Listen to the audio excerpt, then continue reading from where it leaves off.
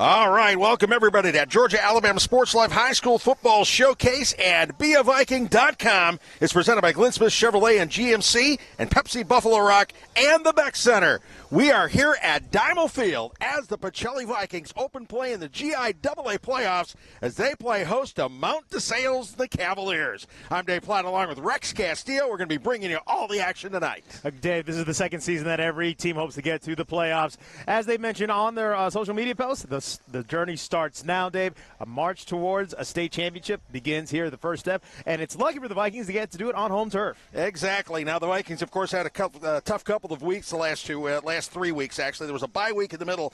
The loss to Brookstone was pretty devastating. Right. Brookstone coming back and scoring in the last minute to take it 21-14, and then last week traveling to Westfield, a beat-up Viking squad falling to the Hornets by a score of 26-10. And that's one of the big storylines heading into this matchup. Yes, it's the playoffs. Yes, it's the postseason. We're all excited for that. But when you're going into this matchup without a couple of your big guys, we'll talk about that here a little bit later. It can be an uphill fight. But as the old saying goes, next man up. It is next man up, and there is some depth to this roster. Despite its small size, these guys have got a lot of heart, but they're going to have to step up in a big way. The offensive backfield has completely been redone over the last couple of weeks. Of course, John Thompson injured in that Brookstone game in the celebration after he threw the tying touchdown pass, leaped up, landed wrong, and tore his ACL, so he is done for the season, and that means J.D. Davis switches back over from wide receiver to quarterback. And you hate that because John was having such a phenomenal year. This Viking offense really found its identity with him under center. J.D. Davis, a very capable quarterback, but they had to make the switch mid-season. I'm not saying that you're going to see much of a let-off, but it will be a different identity with Vikings on the attack. And also missing tonight will be Jason Nelson, the senior running back. He has been the workhorse, to say the least. I mean, rushing for 757 yards and 9 touchdowns. The perfect runner in terms of just fundamentals because he never stops churning. That man works, but his knee is pretty banged up, and so he will be sitting out this ball game. And that means the offensive lineup, as we mentioned, has undergone a little bit of a change. Let's take a look at it now. Quarterback J.D. Davis, of course, the sophomore, switching back from wide receiver. I mean, Davis, the big weapon as a wideout. Now he's going to be tossing the ball, and he does have a great arm. There's no question. And at least you have a guy who understands the offense now from every angle, knows how to throw the ball, knows how the routes needs to be run, and even adjust to those receivers if they need to. Exactly. Also in the backfield will be Zion Mabry. Mabry, of course, has gained 268 yards with 5 touchdowns. He's missed a couple of weeks because of an ankle injury, but he is up and good to go. He will be in there. And if you miss number 29, he's the large human being running the ball. Exactly. Another one of those. He's a great compliment to Jason Nelson, but he's going to have to carry the mail there. Also starting backfield tonight be Cam Carino, the all-everything sophomore who last week stepped up big as both a receiver and, of course, as one of the edge rushers. He's done a great job all season long. DJ Colvin will get into the game. He's a little bit banged up. They're going to hold him out just a little bit. But Carino, as a sophomore, he's a big weapon for the Vikings. Jaquez Morgan and Tyson Copeland will be out there on the edges as wide receivers. And Morgan, of course, he's a threat to carry the ball every once in a while in those jet sweeps. You got Caps Green starting at tight end. And look, when you look at this offense, Cam Carino, one of these guys, I can't think of like a Christian McCaffrey. Find a way to get him on the field, make an impact on both sides of the ball. In a school the size of Pacelli, when you have a weapon like that, that is a true diamond in the rough that you need to hold on to. And that offensive line has gotten better and better all season long. Andy Carter, Jake Wood, Garrett Bolin, Walt Adams, and C.J. Thomas have been working together very well, and they have been playing above their weight class, literally, opening holes for that running game, which has been very, very effective. I mean, Pacelli's averaging 239 yards per ball game on the ground. That's a solid offensive line. And that's a testament to the offensive line. We know that the skill guys get all the stats, they get all the highlights, they get probably most of the touchdown celebrations. It does not happen with those guys in the trenches. And, Dave, as you mentioned, with all these movements happening to your skill players, a lot of these injuries that they have to account for, one thing that coaches love seeing on that offensive line, senior, junior, senior. When you have all that leadership and all that experience, you're in solid shape. That makes a lot of difference. All right, let's look at the Pacelli defense. And right off, Keon Williams missed a couple of games earlier this season when he had to have a boil removed surgically. So he was out. Well, he's got a leg injury this time, so he will not be in the lineup. Freshman DeQuay Johnson will be taking over that spot at defensive end. DeQuay's seen a little bit of action, and he has made an impact. He's already got a sack on the season. He'll do a good job. He has been. when he's gotten the opportunity. He's got Austin Danielson and Zach Ellis also with their knuckles in the turf. And you love having those guys with that experience helping Jaquay out a little bit. With already getting a sack, you see that the experience there, the explosiveness is there. Just needs to be refined a little bit because a freshman starting in the postseason, obviously a great start to his career as well. Now, the Ponies, of course, are the edge rushers for the Vikings, and Jaquez Morgan and Cam Carino, and we've talked a lot about both of them on the offensive side. On the defensive side, they have been solid. And when you see that with those guys on both sides of the ball, their gas tank is overflowing at this point, and Pacelli's going to rely on them for a whole bunch as well. As the Vikings start to come onto the field now, the linebacking core has changed just a little bit. Braden Hudson's got a shoulder injury, so he will not be in the lineup. He is not dressed out tonight. And that means Skylar Sanchez, the sophomore, will be starting at one of the outside linebacker spots alongside his brother. His older brother, Justin, has moved into the middle here now with Naseem Hudson-Henderson, who's been in the middle all season, moving off to the edge. Now, Naseem is the leading tackler on the defense with 60 tackles on the season. 60 tackles on the season? 60 tackles in the season. He's got 4 sacks. And, of course, he has a pick 6 out of there, too. Wow. Of course, Justin Sanchez has been the heart of that defense. Anyway, putting him in the middle. He was in the middle last season. It's just a return to Sanchez so he can do his thing there. And the debate will be fun on the way home. Who got the tackle, Justin or Skylar? Oh, yeah. That was mine. No, you got in the way. That was mine. So it'll be great to see the two brothers line up as well. Then you got Tyson Copeland as senior, and Uriah Matzek and Jack Fry as your free safety in your backfield. David, there's going to be a lot of moving parts here. There will. And one thing about the DBs, Mazeke's already had 2 pick 6s in back-to-back weeks, and Jack Fry's got 3 picks on the season. So you got ball hawks and guys who love to hit people. A great compliment to have. They're going to have to be because, quite frankly, what Mount DeSales does is throw the ball. Let's take a look at their starting lineup very quickly. We'll do a quick rundown on that. Xavier DeShazer is the guy that makes the Cavaliers' offense go. He has thrown for 1,600 yards and 11 touchdowns. That's incredible. But he's also thrown 11 picks. So they're going to have to keep an eye on him. Davian Williams and Joshua Green and Braylon Mitchell, the wide receivers, and Eli Mitchell, Marcus Wilson in the backfield. Well, they're going out there now for the coin toss for Pacelli. The captains for Pacelli tonight. You got J.D. Davis. You've got Jaquez Morgan, along with Justin Sanchez and Skylar Sanchez for the coin toss. Let's take a look at the referees real quick here. Tony Hall will be the guy wearing the white hat tonight. DeSales has won the toss. And Mount DeSales appears they will be deferring to the second half, which means the Vikings will get their hands on the ball first to get this revamped offense going. Normally you don't want to play in a first-round game as a playoff, but in this case, it's a good thing. Right, absolutely, and with all these injuries, at least you can buy some time for your real studs in your usual positions. Try and get some health underneath them, get them a little bit more rest. The other side of it, too, you may have some people who aren't used to playing in their positions or having to revert back to their old positions. Yep. Developing depth, also so important in the postseason. Yep. They got to get comfortable again with J.D. Davis, who was the starting quarterback at the beginning of the season. He struggled a little bit. But Davis is a great athlete. He's already proven what he can do with his feet. He's got a good arm. They just got to kind of work it all together. Right. And having this opportunity to play Mount DeSales, there's a light breeze. It doesn't get much better than this. I was about to say, that is picture-perfect football weather. Absolutely, and there's no humidity. So Amen this is southern. This is good southern football weather. Absolutely. Up north, they get these 50s and 40s. They can have that stuff. This is comfortable, not humid, nice and warm, but not too warm. This is why I live south of the Mason-Dixon line. This is absolutely incredible weather. You still got your shorts out there. I know some people itching to put on the sweaters a little bit, but let's enjoy the good weather while we have it. Exactly. All right, as we get things going, the Vikings, of course, will be taking the opening kickoff from Mount DeSales. The Viking offense, that's what they got to do, is they got to come out and establish something. They got to establish the run.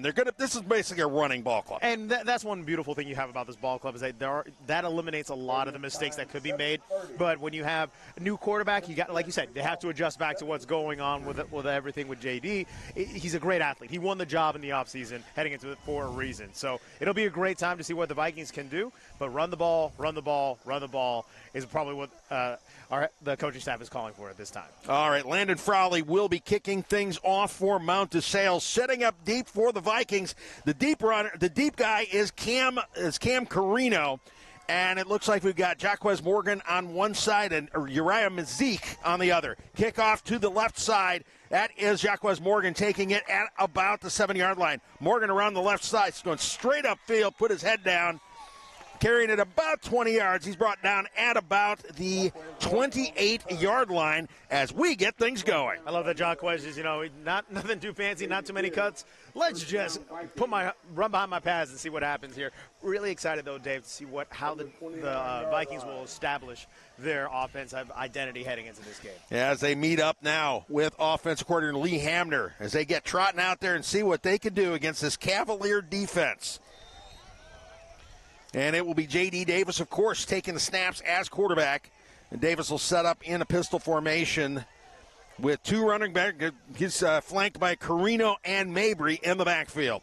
The snap, the give is to Carino. Hello. Carino trying to break it there.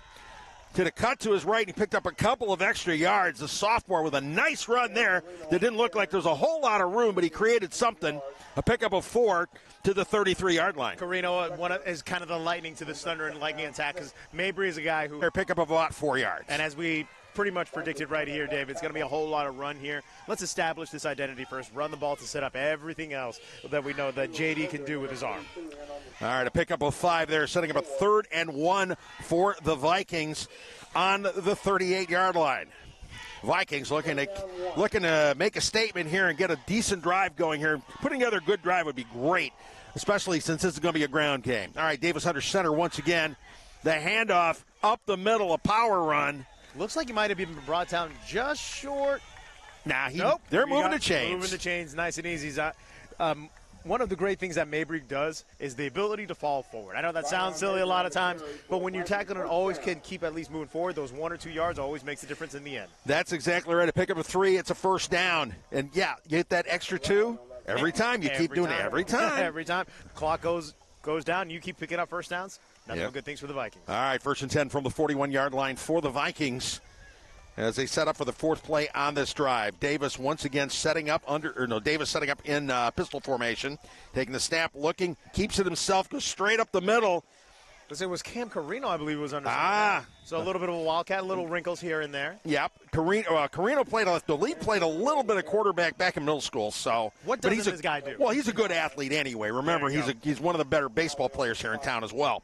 So pick up a 5 to the 46-yard line. Vikings moving the ball nicely. Yeah, they've got Carino set up in what I guess you could call a wildcat, and Davis flanked out to the right as a wide receiver. And that's with all these different athletes that can do so many things. Maybe that's kind of the luxury that the offensive play callers have at this point. Exactly.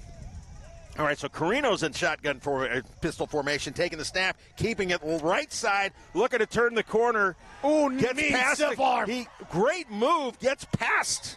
He juked out Amir Vamper and picks up the first down. A nice. That was a beauty of a run. It really was. Taking into Cavalier territory. One thing you'll notice about Carino is that he is not afraid for contact. He will run behind his pads and invite all the physicality in this game. Yep, he's basically. And the snap and a quarterback keeper on that one. That was Davis at quarterback this time. Davis taking it past the 35, marked down at the 34 for a gain of 6. 3 consecutive plays where the quarterback or whoever's lining up at that quarterback position just takes it and runs up the gut.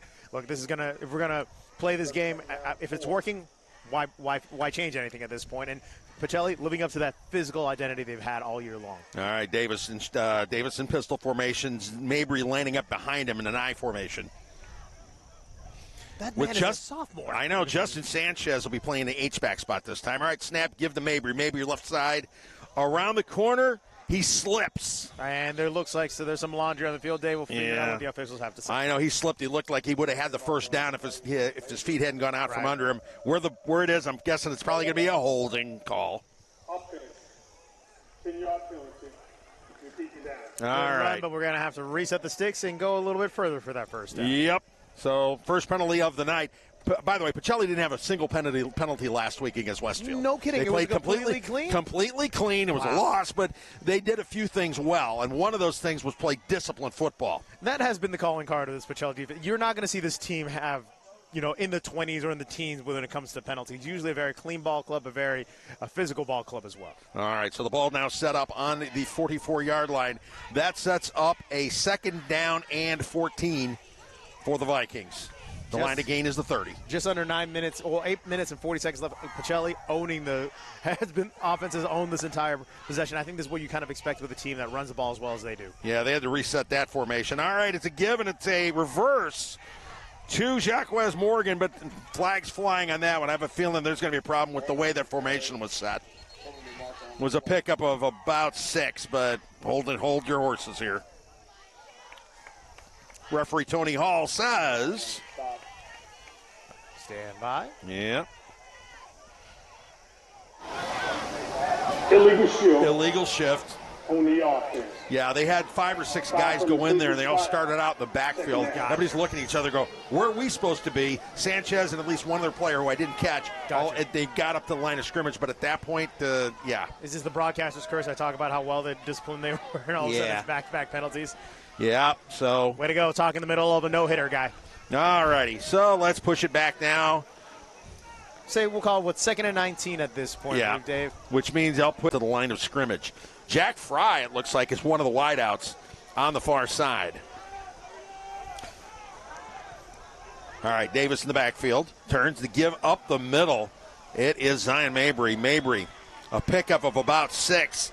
Back into Cavalier territory, brought down at about the 45-yard line. Now, this is the unique thing. They have not thrown a pass this entire drive just yet, Dave.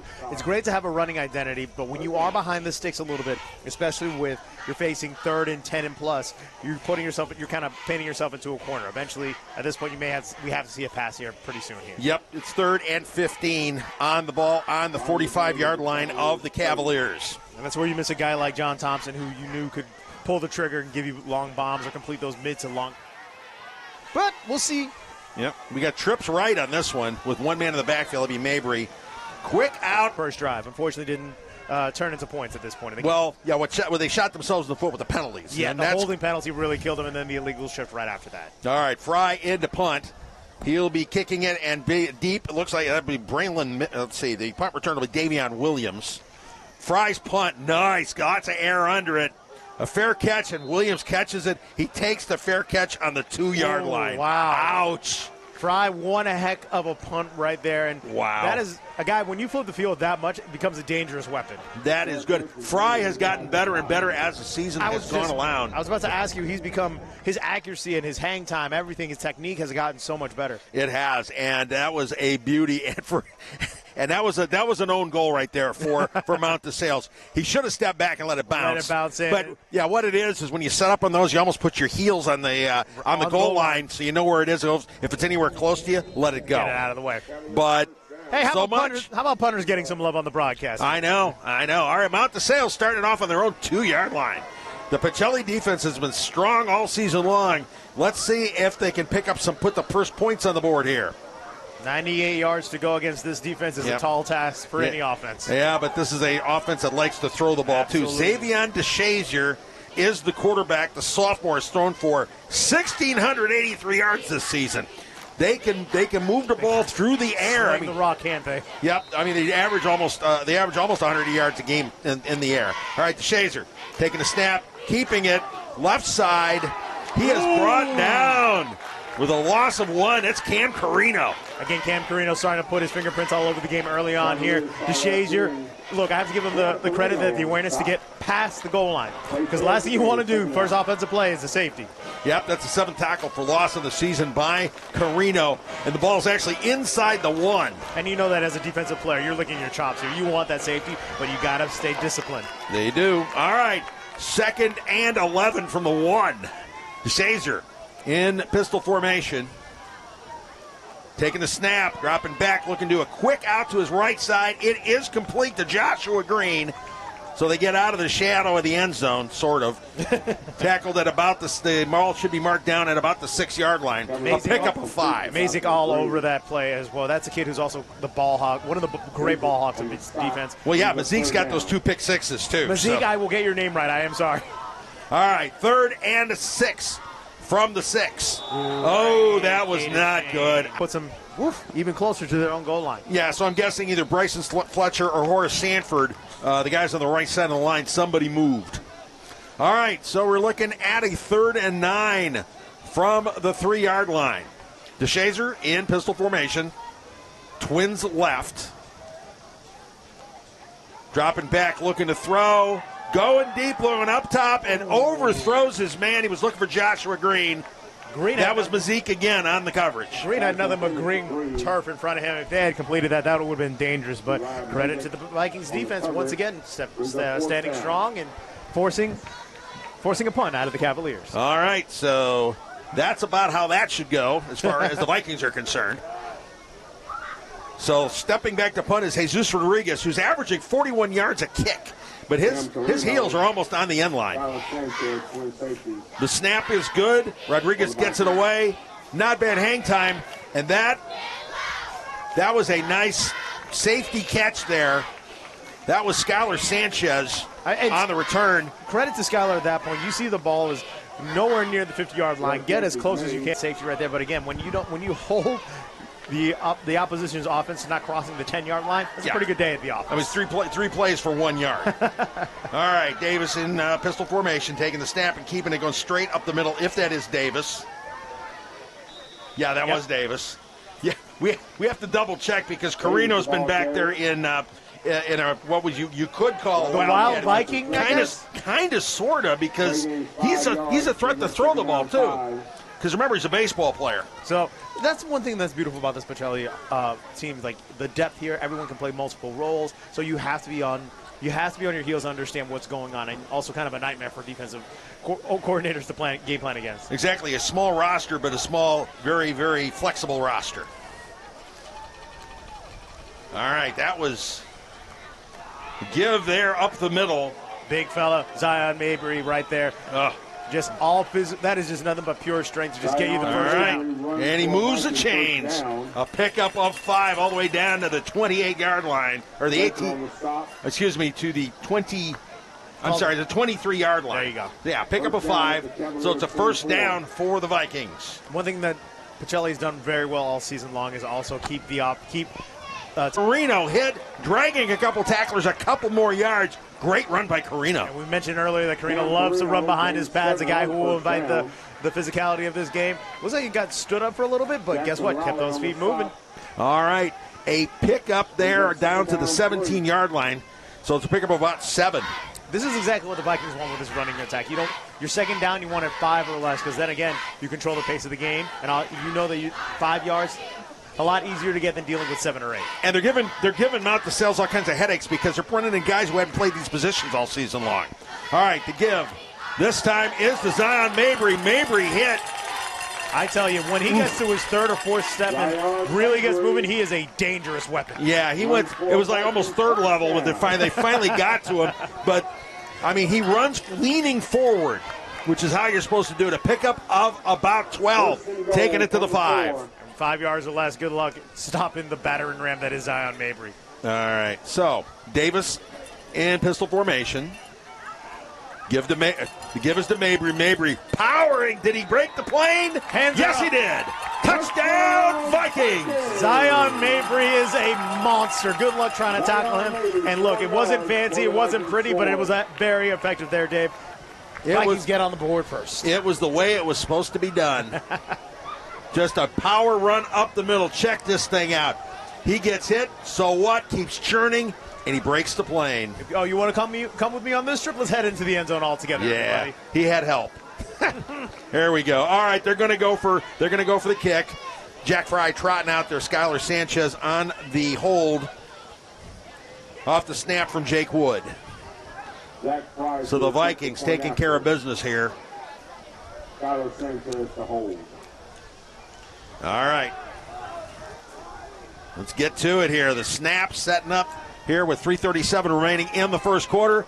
And the snap is true, and the kick is right down the middle. So the Pacelli Vikings jumping out to that early lead on a 5-yard touchdown run by Zion Mabry. How about that? Vikings lead at 7-0.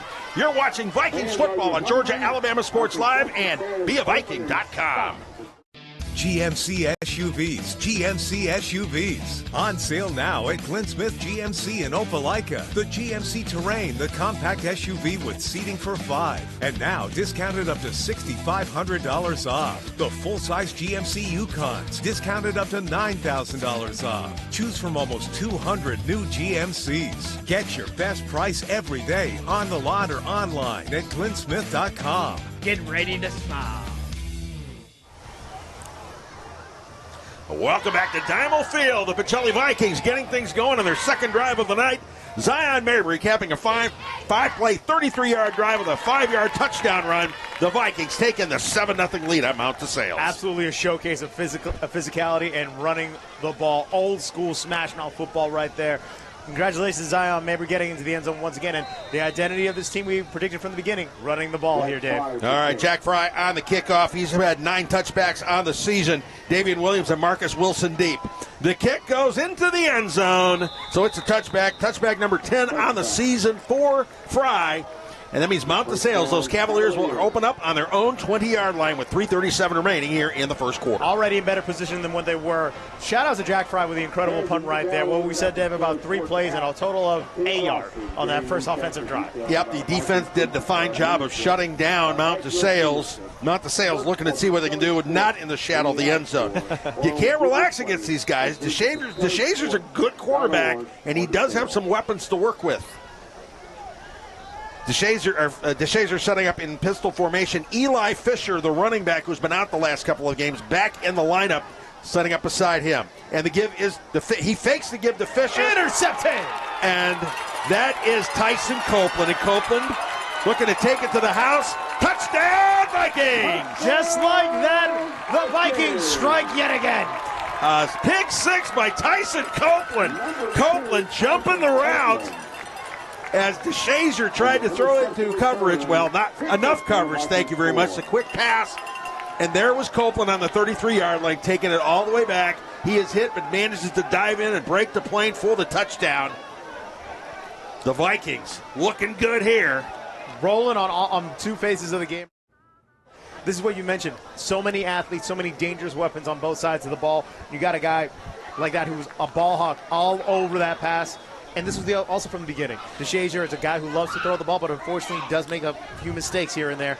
That's interception number 12 on the year, I believe. It is indeed. And that is the fourth pick 6 for the Vikings this season. The first of them, of course, for Tyson Copeland. The other 2 from Uriah Zeke. And, of course, Nassim Hudson-Henderson's got one of those pick 6s. That's some good defensive coverage there on the pass. And now Jack Fry setting up for the kick out of the hold. So they're just going to go ahead and kick the extra point, decline the penalty. Fry's been good on extra points all season. He is 20 for 23 on the year. All right, so take 2 on this one. Snaps a little low, but Skylar Sanchez gets it down and the kick by Fry is right down the middle. How about that? The Pacelli Vikings taking care of business off the pick 6, jumping out to the 14-0 lead. This may escalate quickly here, folks, because Pacelli's a team, once they get that opportunity to keep the score up and going, it's going to be an incredible night for the Vikings. Absolutely. Hey, for an exceptional car or truck buying experience, head to Glenn Smith Chevrolet GMC in Opelika, Alabama. With over 300 new and pre-owned vehicles on the lot, many still covered by factory warranty, you're sure to find the perfect ride. Start your journey today at glennsmith.com. Whether you're from Georgia or Alabama, discover why at Glenn Smith they say, get ready to smile. There's a lot of reasons to smile if you're a Vikings fan here tonight, folks.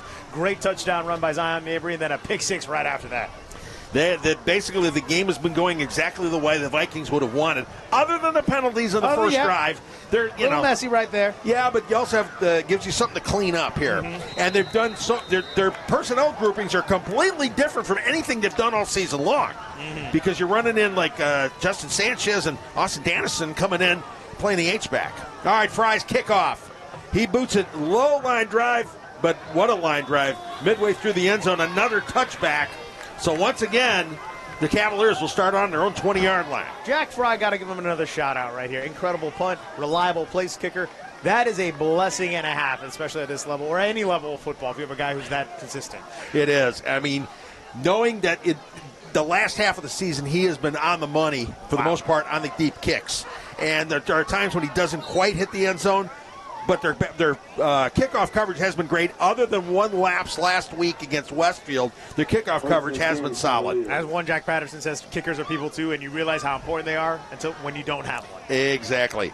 All right, DeShazer setting up with first, and he's all by himself in the backfield in pistol formation. 1st and 10 for the 20. DeShazer over the middle. Another interception, a tip. He was looking for Eli Fisher. It tipped off of Fisher's fingers, and Skylar Sanchez there for the interception. Tyson Copeland comes away with a pick on the previous drive. Now Skylar Sanchez with the interception. And once again, Dave, the Vikings set up in beautiful position right here, deep in Cavs territory. Yeah, just 4 seconds has gone off the clock. They've let's see, since the first touchdown, 14 seconds have ticked off the clock. And this will be Pacelli's next chance at a TD. This time they're going to start up on their own 28-yard line. Really great note right here before we get out with the offense. Skylar Sanchez going crazy, celebrating. Justin Sanchez, his brother, right there to celebrate with him. There you go. Not better than that. All right, here we go. Davis in pistol formation with Mabry in the backfield. The give to Mabry. Mabry going straight up the middle, a little off right tackle. Picks up 3, 4, maybe 5 yards on that one before he's brought down. At this point, like if Mabry is starting to dive towards you, just good luck trying to stop that train. Exactly. Pick up a 4 to the 24-yard line. The Vikings, 2nd and 6. 4 yards. They have yet to throw the ball, but on the other hand, it doesn't really matter. No, if it ain't broke, don't fix it. The offensive line has been taking care of business against a fairly good-sized defensive line from Mount DeSales. Again, they played above their weight, literally. Davis keeping it off the snap this time, taking it off right tackle, and dragging tacklers. Dragging about 2 or 3 Cavs with him. Now, at inside the 15-yard line, Dave, this has been one thing that we mentioned. Once the run game gets going and you're not shooting yourself in the foot, it's a dangerous, dangerous offense to try and stop. Exactly. A pickup of 11. I was wondering if there's going to be a flag on it. It almost looked like a face mask was in the middle of all that. Very close there, right there. Because you see what the Cavs are trying to do. Strip the ball, obviously. If they're going to make sure that their identity is running the ball, why not? You got to get something going for your team. But at the same time, if you try and reach in there for the ball and you grab a whole bunch of face masks, that's not great for you. Nope. 1st and 10 from the 13-yard line. Vikings in the red zone once again. The give is to Zion Mabry. Big man churning. Flags are flying on this one. He picked up about 5. We'll see if that sticks or not. All right, Tony Hall, what we got here on this one? Mabry on the carry. He gained 7 yards. From where the flags flew, it's probably going to be holding, but we'll see. Yeah. Ooh, hello. Yeah, illegal formation by the Vikings, so push it back 5 yards. That's the second time that's happened here, and you can't really blame the Vikings with so many moving parts on offense. Again, not excusing them for the discipline, but you had so many injuries that happen, and you have to account for these new spots of guys going into spots that they're not used to. Yeah, mistakes are going to happen. New personnel groupings mean new exciting things happening. They've had 3 penalties now for 20 yards. Of course, they're up 14-0, so there's that. All right, ball back on the 18-yard line once again, so it's on the give. This time it is Cam Carino on a jet sweep left side. Carino hit, dragging a couple tacklers. They meet him at about the 16-yard line. He'll manage to pick up about 2 yards. This quarter has been defined by the time of possession for Pacelli. We're coming up on the 1:30 mark here at the first quarter, and a fairly fast quarter. Yeah, exactly. Well, you're running the ball, so the clock does not stop. Right. All right, so you're looking at a 2nd and let's do the math. Probably 13, 2nd and 13. You do good math. I also look at the board, so thank God. You cheated. Come on, man. All right. Shout out to the clock operators out here. 2nd and 13 from the 16-yard line. The snap taken straight up the middle. That was Carino. And he picked up about 2 before he is brought down. So they're starting to lock in on Carino a little bit with his runs, but he's a guy, if he gets a little bit more daylight, able to break at least 1 or 2 tackles with his agility, he'll find the end zone quickly. But trying to contain Carino, that's the hard challenge. Right? Yeah, mass change. They've got 3 or 4 guys coming out, 3 or 4 new guys coming on in. Yeah. 5 guys coming in. They almost changed out half the lineup on this I was one. about to say, the River Dragons start their season tonight. That's almost a line change right there. Yeah, really. On the fly. It's an on-the-fly line change here. And it looks like it's going to set up with Carino will be taking the snap in pistol, except the Vikings call a timeout. I think they're trying to get things rearranged and get things set up here with 25 seconds remaining here in the first quarter. This quarter has gone pretty much the way the Vikings have wanted it to. Run the ball, and guess what? Run the ball. It's been, especially with all this new personnel around, with unfortunately having to deal with some injuries, incredible adaptation, great work and put into practice. In a playoff game, obviously the stakes are higher. You may be favored a little bit here, but it all comes down to execution. Calling that timeout, I think, Dave, we've seen a couple of illegal formations here, illegal procedures here on offense. You don't want those things to pile on top of each other. This is kind of the coaching staff saying, hey, take a breath, calm down. I know we're up 14, but we got to stay disciplined here. Yeah, it's kind of a waste of time, too, because you got these guys trying to learn new positions. Right. Because, like I said, Austin Dannison hasn't played H-back all season long. Right. Now, he's listed on the roster as a fullback, which is H-back here. Right. But he hasn't actually been out there. Justin Sanchez occasionally would be out there. I mean, the last 2 seasons, he's seen maybe 20 plays for the year at H-back, but he's out there, too. There's not a lot of experience out there. And that play clock, when you're trying to figure out where you're supposed to go, that play clock goes by fast. So call a timeout, calm down the nerves, maybe remind the guys of a few keys here and there, and let's try and get back on the board again. Yeah, nobody realized how fast 25 seconds could go. Yeah, you blink and it's gone. Yep. You blink and it's gone, and there's some hankies out there. And then your coach is not exactly too excited about that kind of situation. Exactly. As the bells ring, because it is about 8 o'clock here on the campus of St. Anne Pacelli High School. Direct snap to Zion Mabry. Mabry taking it upfield, puts his shoulder down, breaks the 10-yard line, maybe to about the 9. Again, let's see where they marked the ball. Big number 29, able to set up a much easier field goal try for one Jack Fry. Yep, he is down at the 10-yard line. We'll see if they're going to go for the kick. Yep, they're probably going to do the kick. Line up at the kick here, but we are now at the end of the first quarter. Vikings all over the Cavs here, Dave. Yep, that's a great way to end the first quarter. The first quarter, the Vikings have been dominating play, to say the least. The Pacelli Vikings up over Mount DeSales 14-0 after 1 quarter. You are watching Vikings football on BeAViking.com and Georgia Alabama Sports Live.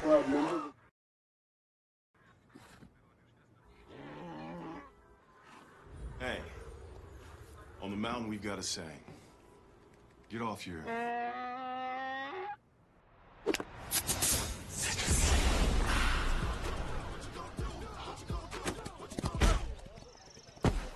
Touchdown! Woo.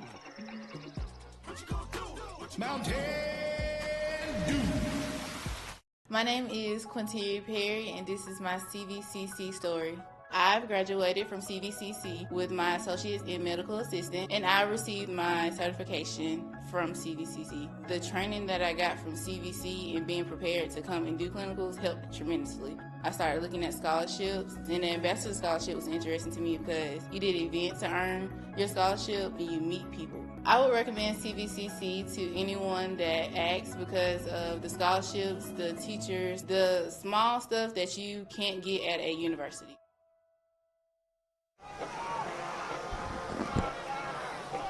All right, we're back here at Dymel Field. The Pacelli Vikings lining things up, looking for a field goal here in the opening play of the third quarter, leading it 14-0. Always the now reliable weapon, Jack Fry. The 28-yard field goal attempt. Chip shot for him. It is good. Jack Fry is good on the 27-yard field goal attempt. Exactly what they wanted to see. Fry with a 28-yard field goal to cap that 6-yard drive. The Vikings on the board again to make it 17-0. This has gone pretty much the script here, Dave, with the Vikings scoring on 3 of their last 4 offensive drives, but running the ball effectively. Something to clean up here and there, as we mentioned, that a lot of new guys are playing new roles. But outside of that, what an incredible performance by the Vikings at this point. It has. They've done basically everything they wanted to do. Right. The defense, the penalties are basically a consequence of changing their player packages. Right, and you've seen that because it's been a lot of illegal formations, some holding here and there. But again, when you're playing a role that you haven't played in a long time, you're going to make these mistakes, especially on game day. Yep. So 3 of the 4 penalties are procedure penalties. So that's going to happen. You just shrug that off. You mark it down. Hey, guys, do this, do this. Just, show them discipline and get things taken care of. Absolutely. All right, Fry line it up again for another kickoff.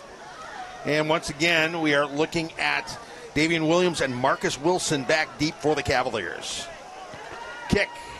A little bit short this time. Taken on about the 12-yard line. And that is Davian Williams. Williams left side. Breaks it loose for a pretty good run before he is forced out of bounds near the 40-yard line. Their best offensive play so far of the night here, Dave. And that's not to pile on for the Cavs, but just a testament for what Pacelli's defense has been able to do so far. So the Cavaliers will actually start off in fairly decent field position for them. Looks like they're marking it at the 39-yard line. Now, Xavier DeShazier, again, a young man who loves to throw the ball, right? Over 1,600 yards throughout the season. Thrown a couple of picks so far, one for a pick six. But I have a feeling if he relies on his arm and wants to get that going, he's going to be hungrier to make those completions. Maybe complete something a little, easier, like a layup or a quick out here. Well, the other thing, though, he's also rushed for 700 yards. So the guy's a weapon. He can run. He's quick, and he's got a decent arm. All right. And DeShazier keeping it Almost going left cue. side.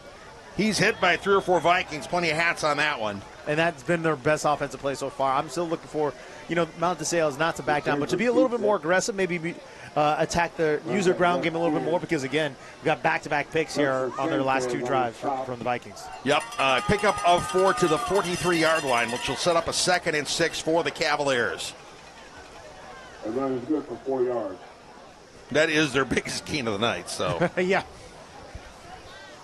If that first drive was 3 plays. They had a 5-yard run in the first. There we go. Excuse me, but yeah, that's at least the Vikings didn't wind up with the football after the first play. Mm-hmm. All right, DeShazier back in pistol formation again. A keeper off tackle, but wow, he's hit by there are 4 guys there. 3 or 4 guys all over that play, and that's when the eye discipline for the Vikings as well has been very, very impressive. Yeah, we have to see who peels themselves out of there. Zach Ellis was in there at least. It looks like, who else? DeQuay Johnson may have been on that one too. Freshman getting in there.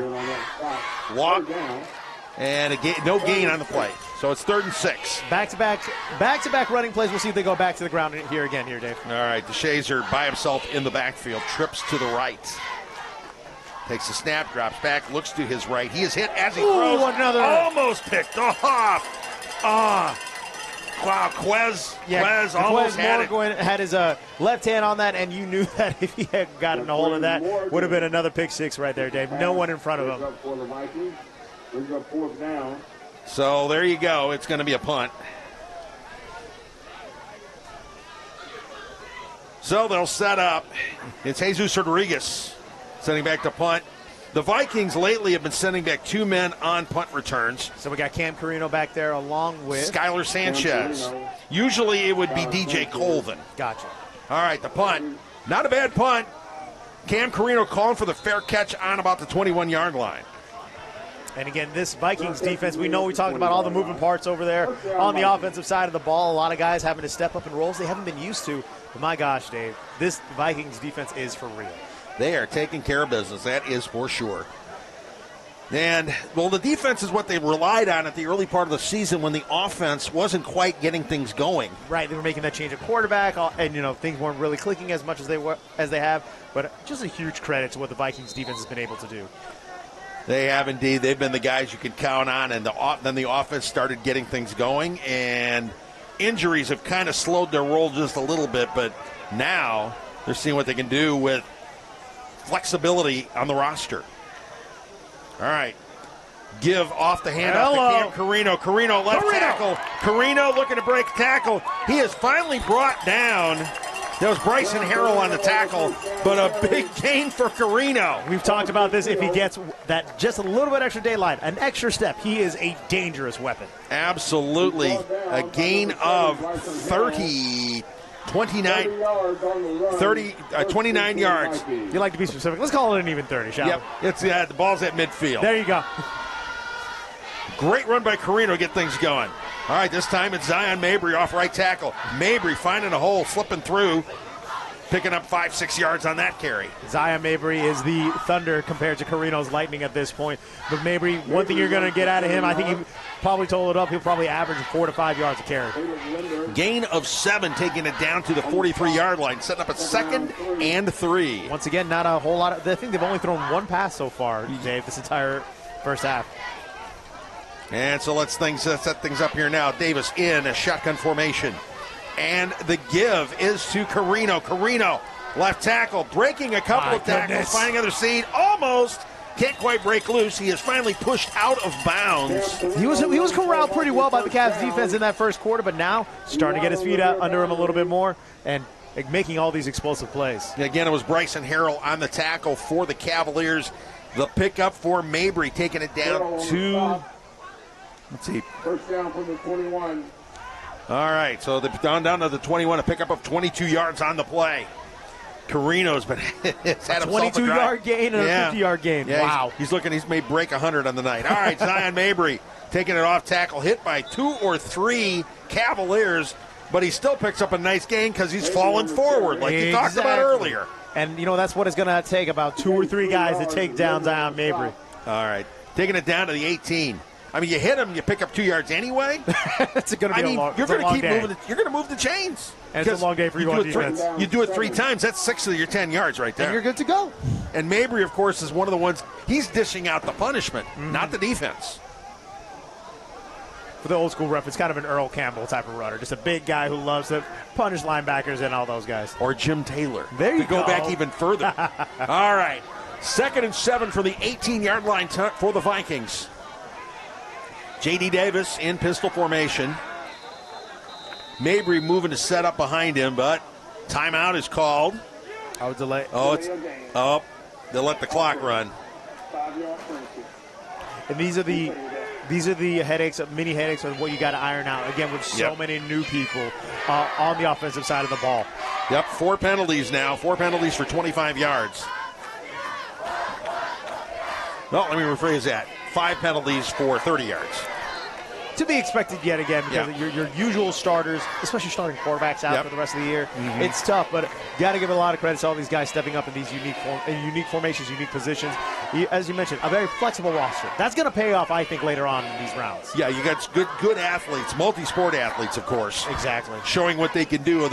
Their abilities in other sports will pay off in this as well. Davis taking the snap, keeping it this time, going left side. He is hit in backfield. He is dropped for a loss. One of the big wins one of the big wins for the Cavs defense that pretty much had gotten run over this entire time. But again, with the Vikings, when you find yourself in these positions, and unfortunately these penalties start to pile up, and you get those 2nd and longs, 3rd and longs, not a lot of depth in that playbook. Yep. And Bryson Harrell coming up with the stop as a loss of about 6, pushing it back to the 25-yard line. No, a loss of 2. And so now Carino has busted a couple of runs right here, so 3rd and 17 or 3rd and 13 right now. Yep. Doesn't really intimidate you. Nope. And who will be setting up? You've got trips. They got 3 receivers to the right. Carino, Copeland, and Jack Fry. Davis dropping back, looking to throw, looking for the corner in the end zone, trying to do the back shoulder fade, but it is picked off in the end zone. It's picked off in the end zone. Amir Vamper, it looks like, is the guy who came up with the pick. He tried to bring it out of the end zone, didn't get too far. And J.D. Davis, doing everything that he can to make it all work. But that was not the strongest part of his game, as you mentioned. Yeah, he makes good decisions. He got a decent arm. Still working on getting the air attack working out. Vamper was brought down on the 10-yard line, so the Cavaliers will take over with 6:38 remaining here in the second quarter on their own 10-yard line. And if the Cavs do want to make a dent in this game, that's what they got to do. Try and make the Vikings one-dimensional on their offensive side of the ball. Try and make them throw the ball a little bit more. Problem is, you got to stop guys like Cam Carino and Zion Mabry. Yeah, the one dimension has been pretty solid. Pretty solid, 17-0 so far. Yep. All right, 17-0, 10 of it is the offense. All right, here we go. DeShazer dropping back, looking to throw downfield. He finds Harrell. Harrell falling down as he catches. A little bit of an overthrow. It's a nice catch, though. And this is where Xavier DeShazier is starting to, establish his arm yet again. That has been his calling card all season long. Yep. For a gain of 5. All right. So we get a gain of 5. The ball on the 20, it looked like the 19-yard line. Again, the ball hawks that you have on Pacelli, a budget. It's not just one guy. He's going to bring at least 2 or 3 other Vikings to stop a run. Exactly. All right. Pick up on that one of about 4. So it's going to set up a 3rd and 1. The ball on the 23-yard line.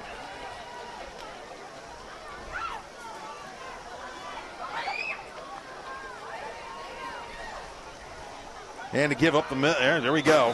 DeShazier with the keep right there. And it looks like one of the Vikings had him, but great run by DeShazier to make that happen. First down, Cavs. We haven't said that a lot about Mount DeSales tonight. Nope. A pickup of about 2, but it was good enough to move the chains. So it'll be 1st and 10 for the Cavaliers on the 25-yard line. On the stop, first down.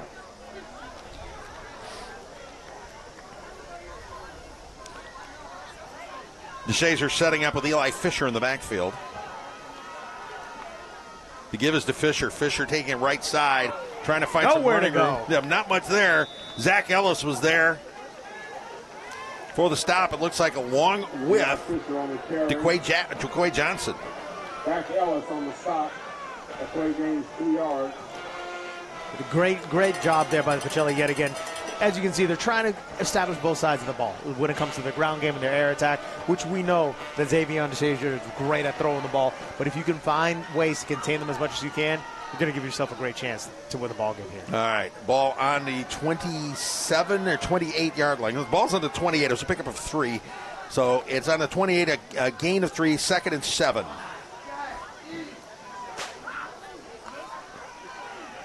DeShazier looking downfield around the left side. Oh, he found Eli Fisher. No, I'm sorry. Was that Fisher? No, it went through his hands. Jaden Gibbs. That was Jaden Gibbs. Through his hands. He had his man beat. And Jaden had a great shot to get to the end zone right there.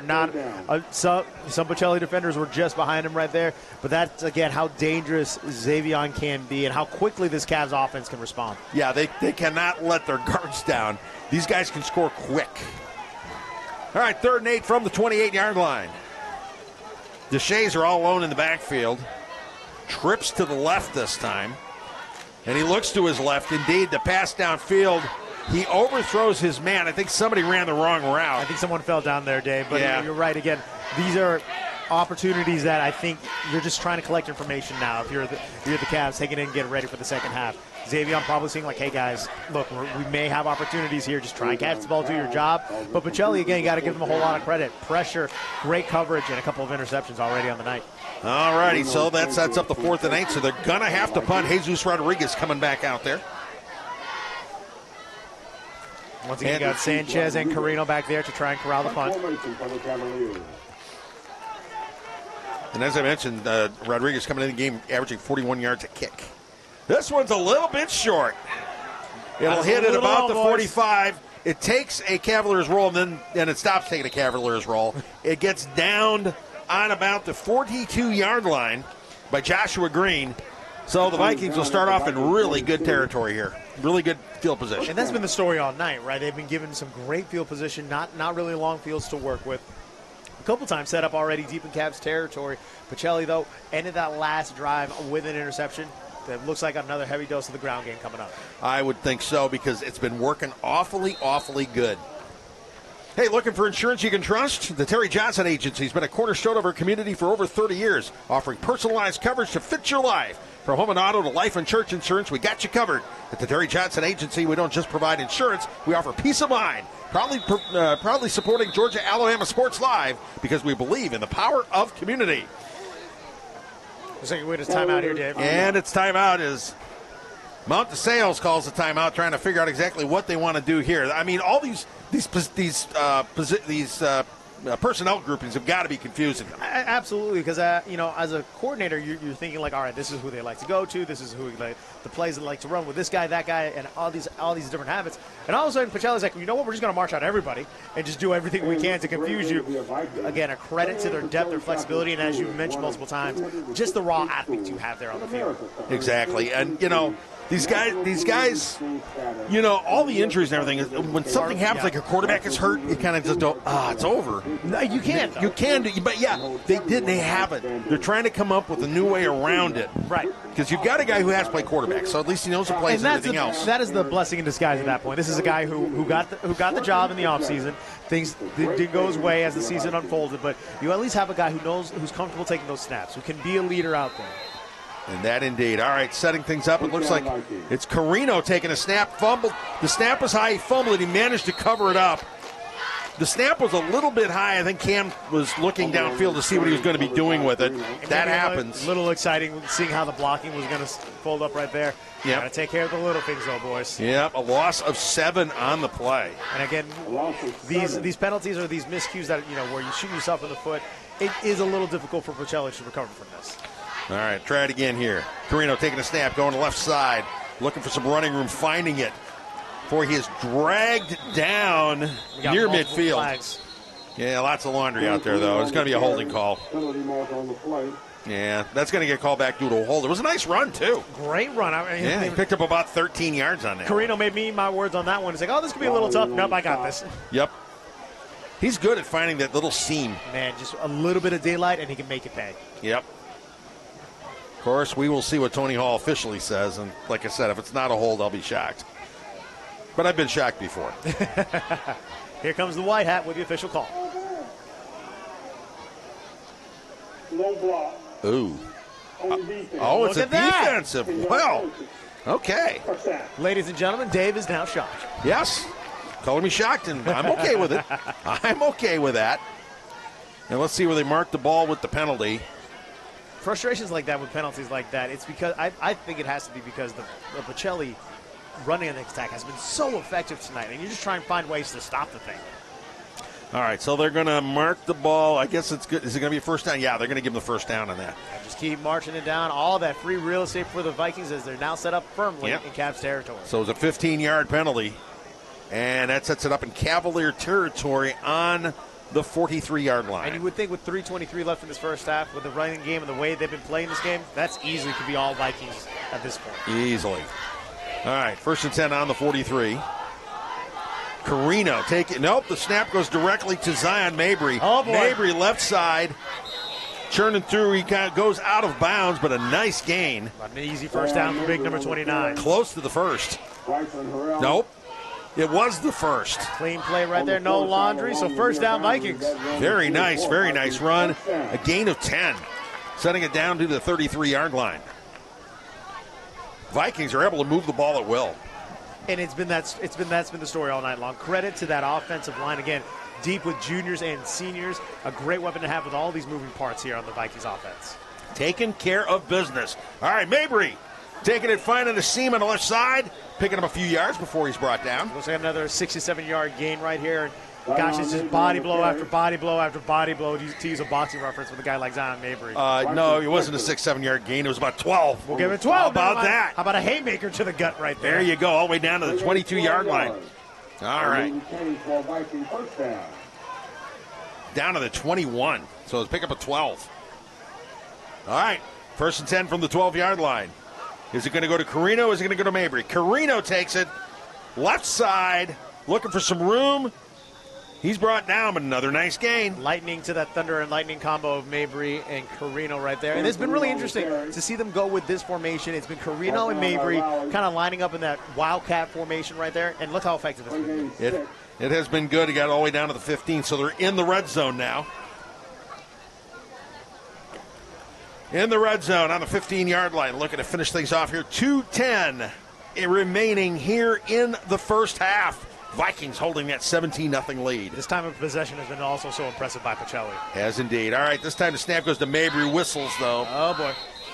Somebody jumped, I'm guessing. But we'll see which side. Outside.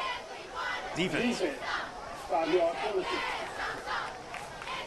And as effective as that as running attack has been, you're just trying to find a way if you're on the Cavs defense to try and slow it down here and there. Yep, the Cavaliers have 3 penalties for 23 yards so far on the night. Put the ball at the 10. And now a first down inside, right at the 10-yard line. Once again, here we go. Carino and Mabry lining up in that unique Wildcat formation right there. Yep.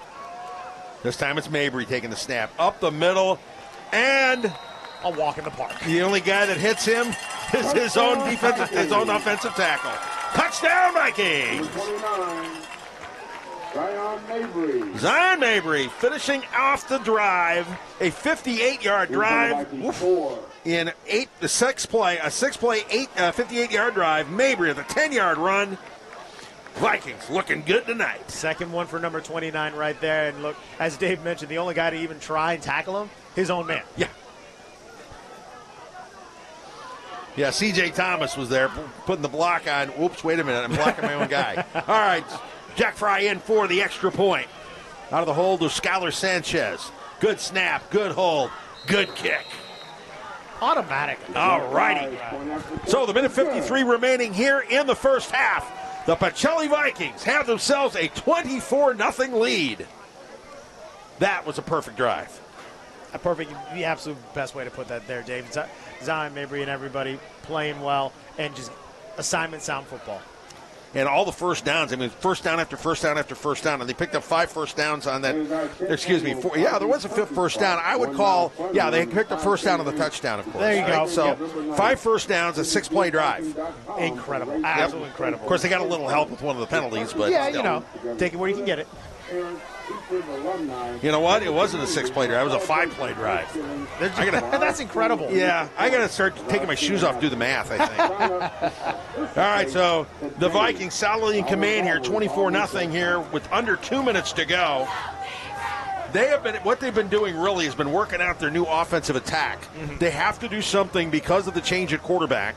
With all the injuries to the running backs, they've got to see what else they can do to take some of the pressure off guys, This is kind of a great opportunity as well. Give you guys who are banged up more time to rest, and now let's iron out more weapons and more opportunities we can create for guys. Because once you get to these later rounds, hopefully, to the second round, even the semifinals, or even the title game, you got to have these extra weapons to throw at your opponents there. All right. The kick goes deep, and it's another touchback. Fry with doing the job. I think that's 3 in a row now, touchback? Oh, no. He had 3 out of 4. 3 out of 4. That's right. That works. That's good enough there. That's good enough there because you don't want to have all touchbacks. You want to, in a game like this, you want to give the kickoff team a little bit of work too, because at this point now you are working and thinking toward next week in Bullock Academy. Competition only, and this is the first step towards that ultimate goal of another state championship right here. Pacelli won that state championship first year in the GIAA. Yep. And they would love to get back there once again. It's going to take a lot of work, though, because they've had to kind of reshuffle things. All right, here we go. 1st and 10 from the 20-yard line. DeShazer back with, got a little bit ahead of himself. Damian Williams, he got a little bit ahead of himself there. So, unfortunately, that hurts a little bit more, especially with the lopsided score the way it is. Yep. So push him back to the 15-yard line. Let's see if the Viking defense would like nothing better than to come up with another big play, another takeaway here. 2 interceptions so far on the night, 1 all the way back for a touchdown. All right. The Shades are back in pistol formation. Taking the snap, dropping back, looking, going downfield. Oh! What a great deflection there by Cam Carino. Oof. He managed to break that pass up. The guy the receiver got behind him. That was Jaden Gibbs. Receiver got behind him, but Carino got his hand up and knocked it down. Carino, for an edge rusher, does a lot of pass coverage, and he has done a great job on pass coverage all season long. I'm trying to figure out what he doesn't do on this team at this point, Dave, Carino. Good point. I mean, that's his 6th pass breakup of the season. He's also got a pick, and he's got a couple of sacks and 6 tackles for loss. So the guy can play some football. Mm-hmm. DeShazer dropping back, looking to his left, coming the man out of the backfield. Pretty nice pickup there. It looks like, that was Eli Fisher on the play. Now, interesting note here, Jaden Gibbs, that's been the second time they've tried to connect him. It's been a drop pass and a great Cam Carino pass breakup. Again, DeShazer, I think he really wants to get that connection going. And if they do, could be dangerous. A pickup of 14 to set up a 3rd and 1. Let's see if the Viking defense can stop a short, so 3rd and short. Give is to Fisher. Fisher moving the chains before he's brought down by Skylar Sanchez. We're giving up the first down, and look, we're seeing flashes of how dynamic this Mountain Sales offense can be. But again, credit to the Pacelli defense of how sound they've been and how dangerous they've been on that side of the ball. Yeah, pick up a 5 there. 1st and 10 on the 34.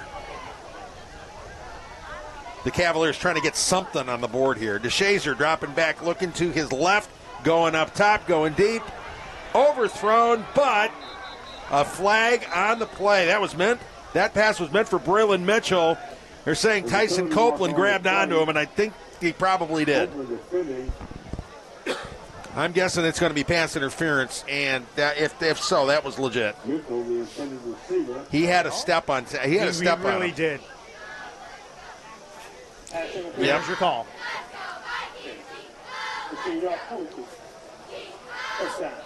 So basically, that's only the second miscue that wasn't a procedure call tonight for Pacelli. Of course, they've had a lot of the procedure calls, but they have. Again, with all those new faces and new places. But here's the thing that we're starting to see. Xavion and his wide receivers are starting to realize we need to get things going. Attack this defense. Yep. 6 penalties, 45 yards for the Vikings. All right.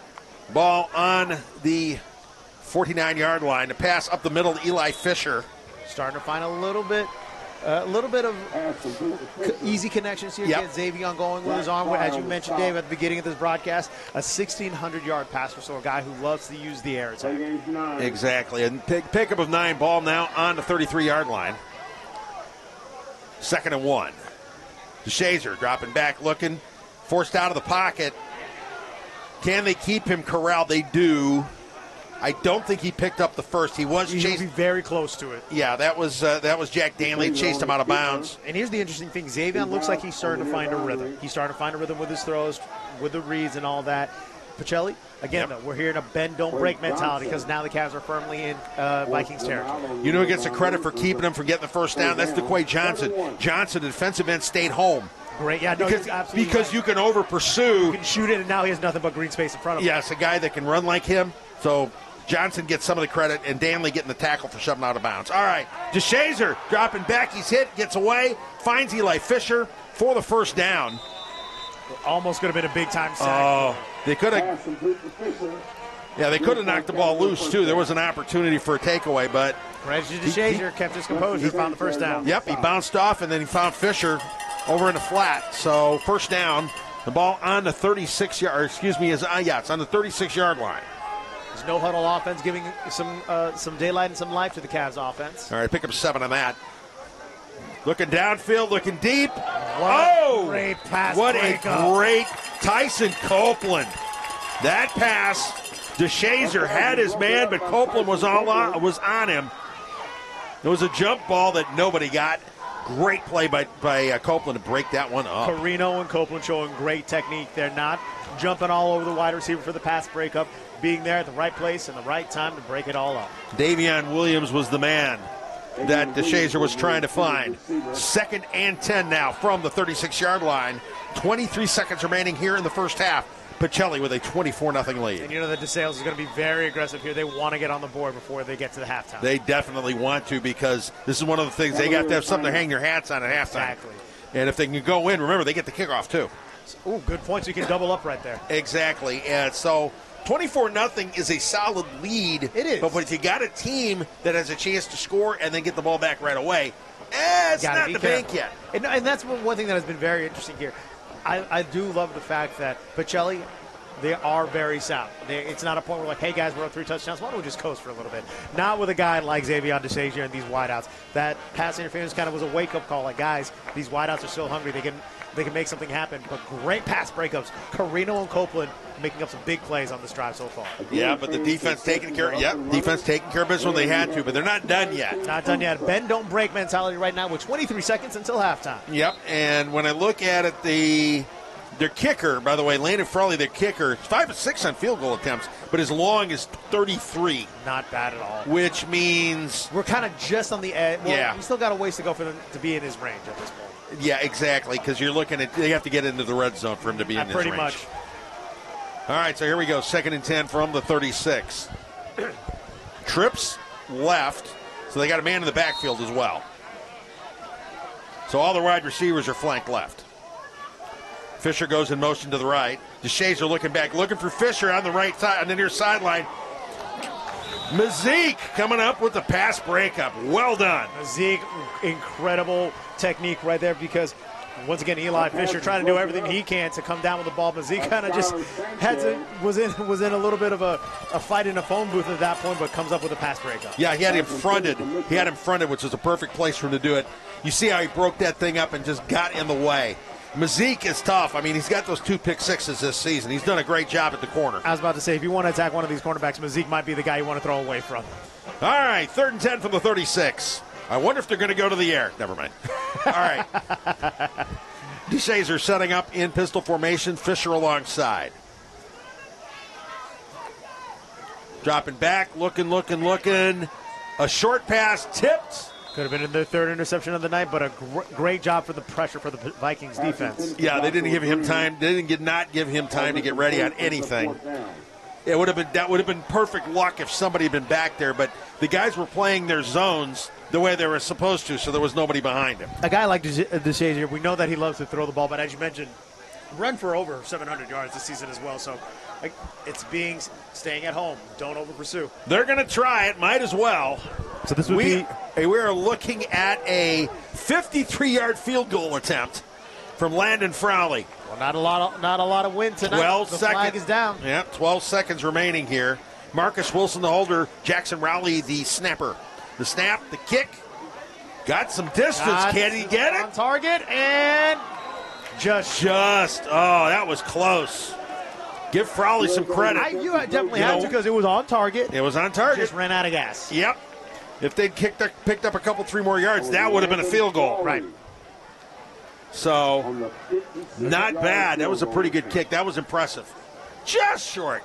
20 yards past his average out on the year so far. Yeah. So, yeah, for as long. A tall task to ask, but again. It was worth it, though. I mean, if you're Mount the Sales, what do you have to lose? Why not? Go for it. So it means Pacelli will get the ball with 7 seconds left. So this is going to be victory for me, or they'll take a knee. They'll take a knee on this one. No point in doing anything else. Yeah, you don't want to cause a mistake here. No. You'll shoot yourself in the foot. And quite frankly, you're not necessarily looking to get a running clock yet. No. Because you want to work on that offense a little. Oh, somebody jumped. No, I think we're good. Laundry. Oh, there we go. The play ran out. All right. There you go. So there we go. We are at the half. The Pacelli Vikings taking care of business. They lead Mount DeSales by a score of 24-0. You're watching Vikings football on Georgia Alabama Sports Live and beaviking.com.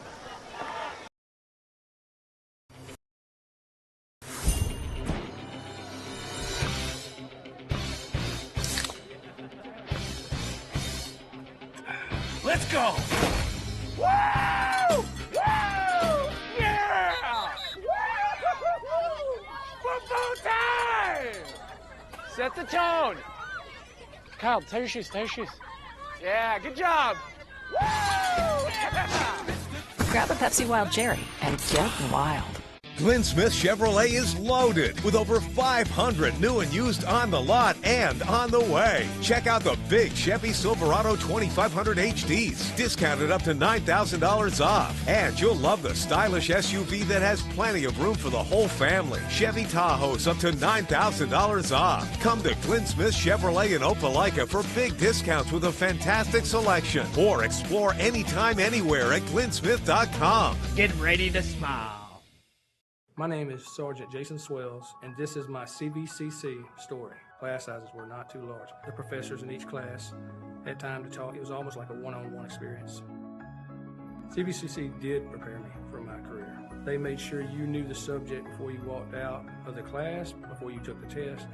They dedicated 100% of themselves to it. I could say for anybody who's deciding or thinking about going into criminal justice, CVCC got my vote all day long because they're on top of their game.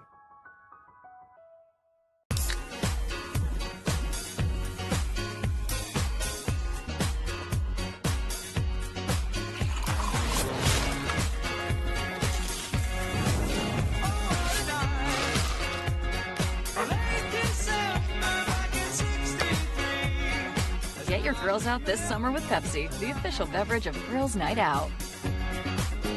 Football is back, and the only thing that makes it better is some delicious food from Zaxby's. They're a proud sponsor of Georgia-Alabama Sports Live. And I can tell you that everyone on this team loves their chicken. Get all the favorites, such as their signature chicken sandwich, or try the new chicken finger tacos with your favorite drink. From amazing salads, wings, chicken fingers, and some of the best drinks around, there isn't a better way to enjoy our broadcast without getting some fantastic meals from Zaxby's. Check out the two here in Phoenix City, one off Crawford Road and the other on US 80. Thank you again to Zaxby's for sponsoring Georgia-Alabama Sports Live, and make sure you call them for all your catering and tailgating needs this football season.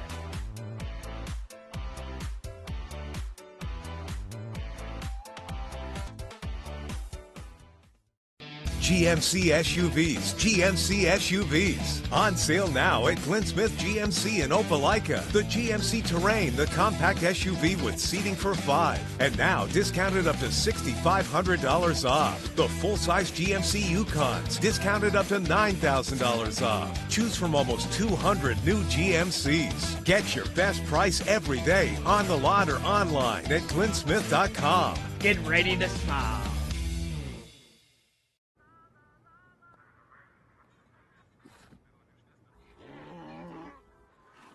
Hey, on the mountain we've got a saying. Get off your...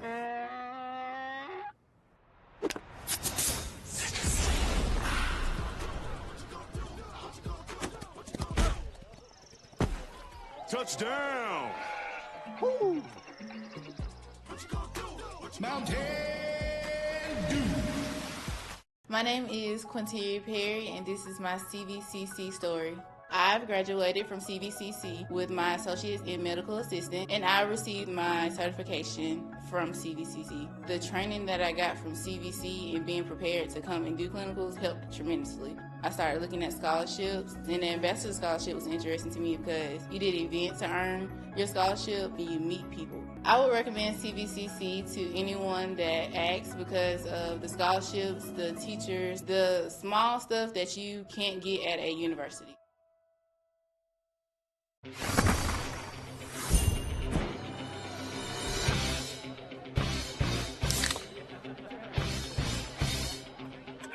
Let's go!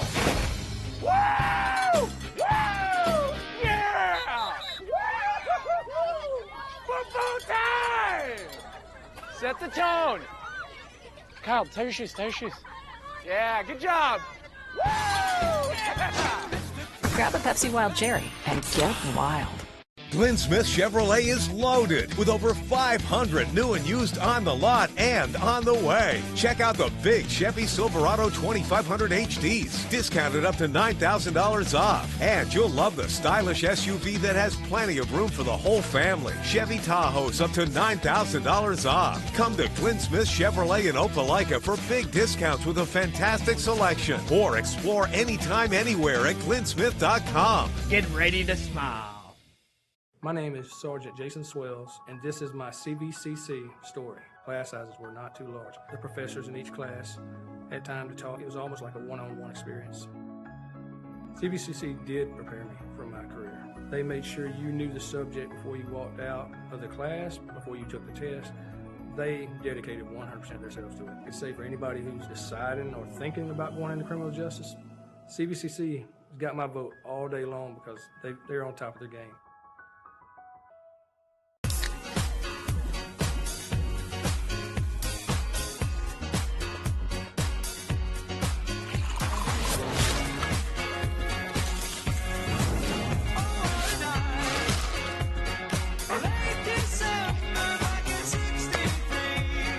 Get your thrills out this summer with Pepsi, the official beverage of Girls Night Out.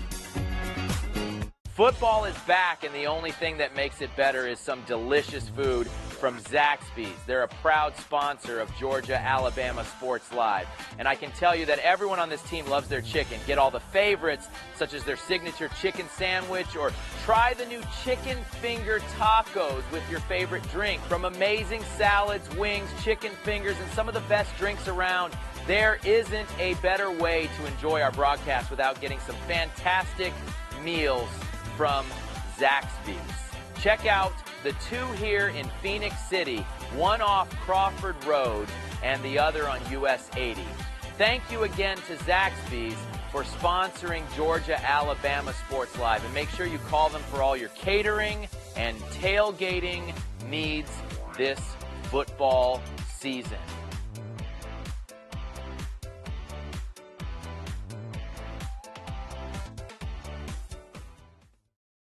GMC SUVs, GMC SUVs. On sale now at Clint Smith GMC in Opelika. The GMC Terrain, the compact SUV with seating for 5. And now discounted up to $6,500 off. The full-size GMC Yukons, discounted up to $9,000 off. Choose from almost 200 new GMCs. Get your best price every day on the lot or online at clintsmith.com. Get ready to smile.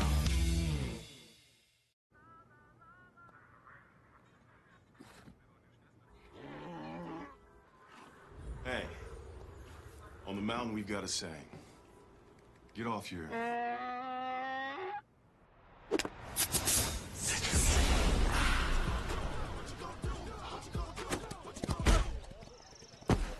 Touchdown! Woo! Mountain Dew. My name is Quinteria Perry, and this is my CVCC story. I've graduated from CVCC with my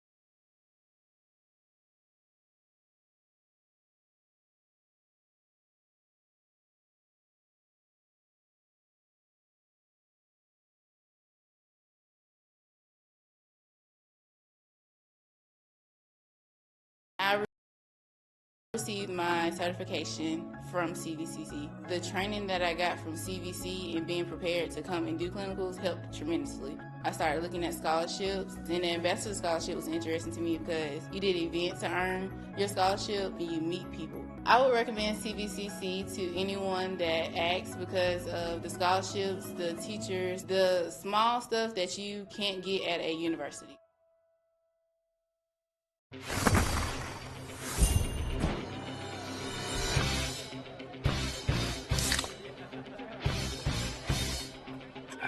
Let's go! Woo! Woo! Yeah! Woo! Football time! Set the tone. Kyle, tie your shoes, tie your shoes. Yeah, good job. Woo! Yeah! Grab a Pepsi Wild Cherry and get wild. Glenn Smith Chevrolet is loaded with over 500 new and used on the lot and on the way. Check out the big Chevy Silverado 2500 HDs, discounted up to $9,000 off. And you'll love the stylish SUV that has plenty of room for the whole family. Chevy Tahoe's up to $9,000 off. Come to Glenn Smith Chevrolet in Opelika for big discounts with a fantastic selection. Or explore anytime, anywhere at glennsmith.com. Get ready to smile. My name is Sergeant Jason Swells, and this is my CVCC story. Class sizes were not too large. The professors in each class had time to talk. It was almost like a one-on-one experience. CVCC did prepare me for my career. They made sure you knew the subject before you walked out of the class, before you took the test. They dedicated 100% of themselves to it. I could say for anybody who's deciding or thinking about going into criminal justice, CVCC has got my vote all day long because they're on top of their game.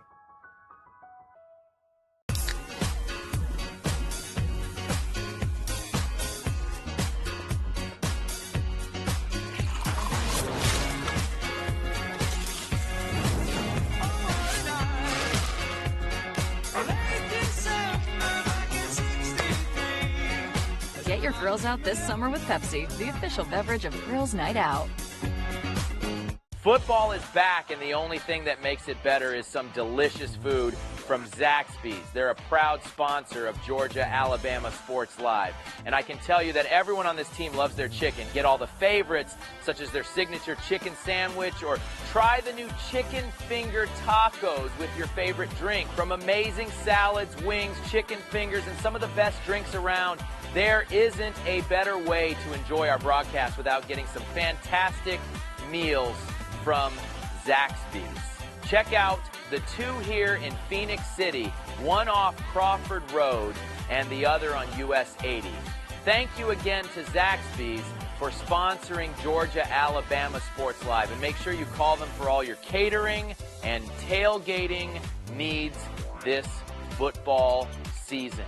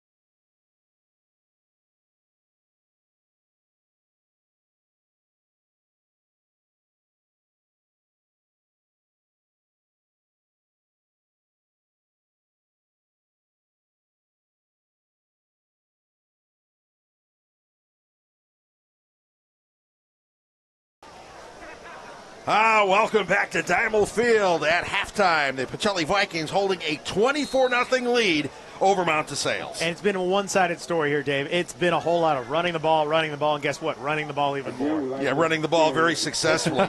Yeah, in the first half, the Vikings, 29 plays for 189 yards. They picked up 10 first downs. Virtually all the yardage has come on the ground. And at this point, too, you see with the success on the ground, Zion Mabry has been the story, the big running back, who's just a sophomore, by the way. Yeah.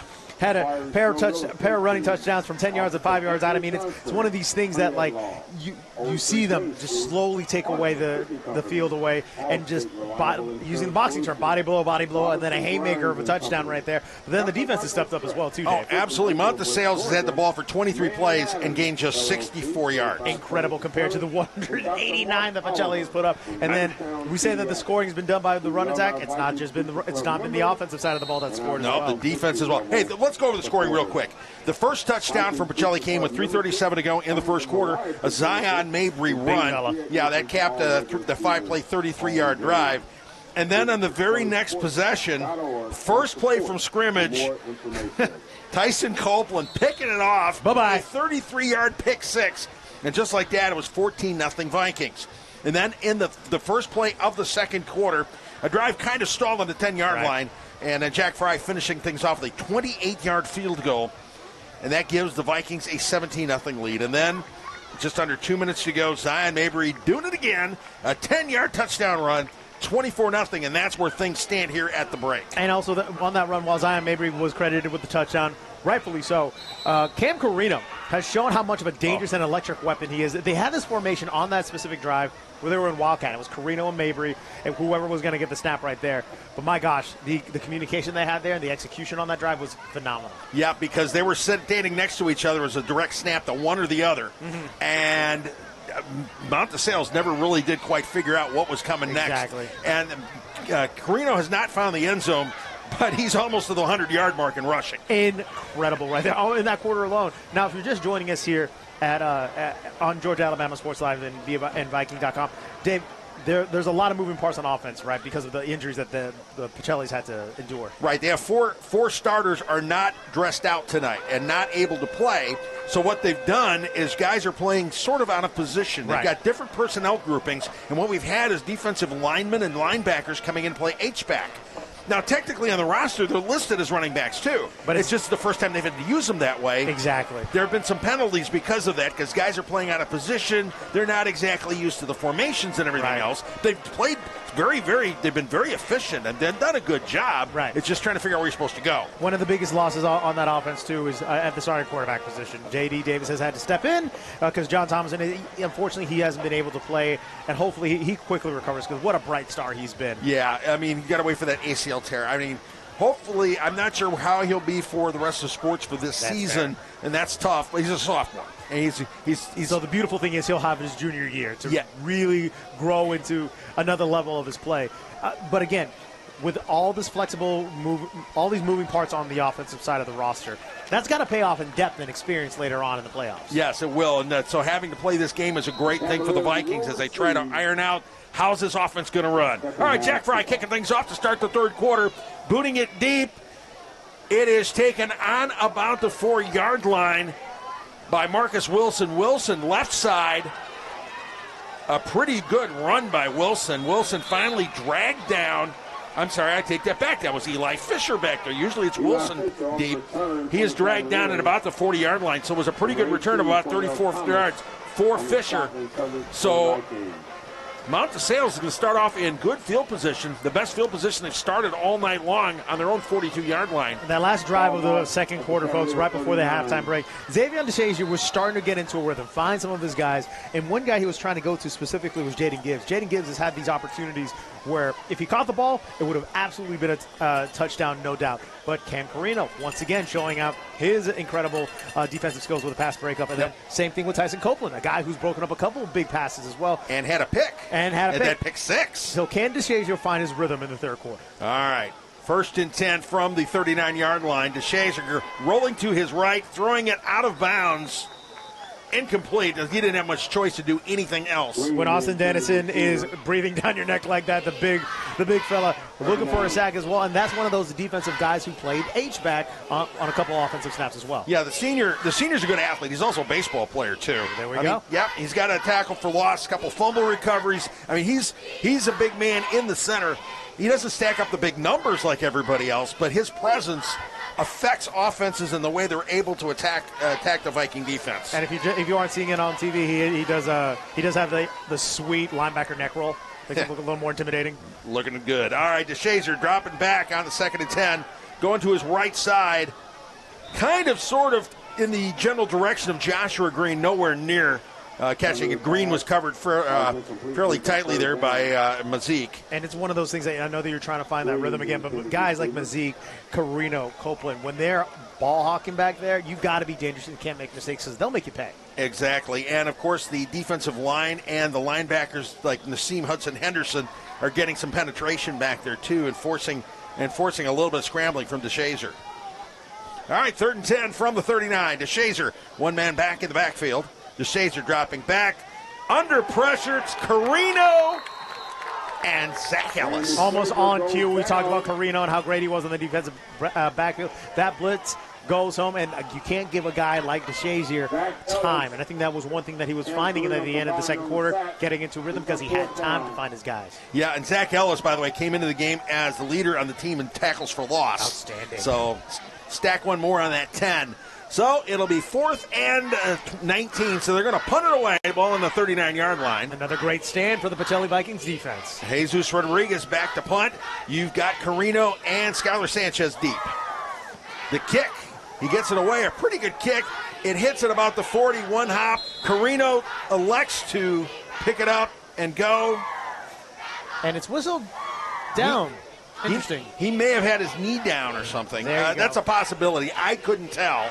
I didn't see it. It didn't look like it to me, but I'm not wearing stripes. Yeah. Okay, so it's a knee down when he scoops it up, so there you go. Well, Pacelli's going to have decent field position. They're going to start on their own 39. They're starting on their own 35-yard line.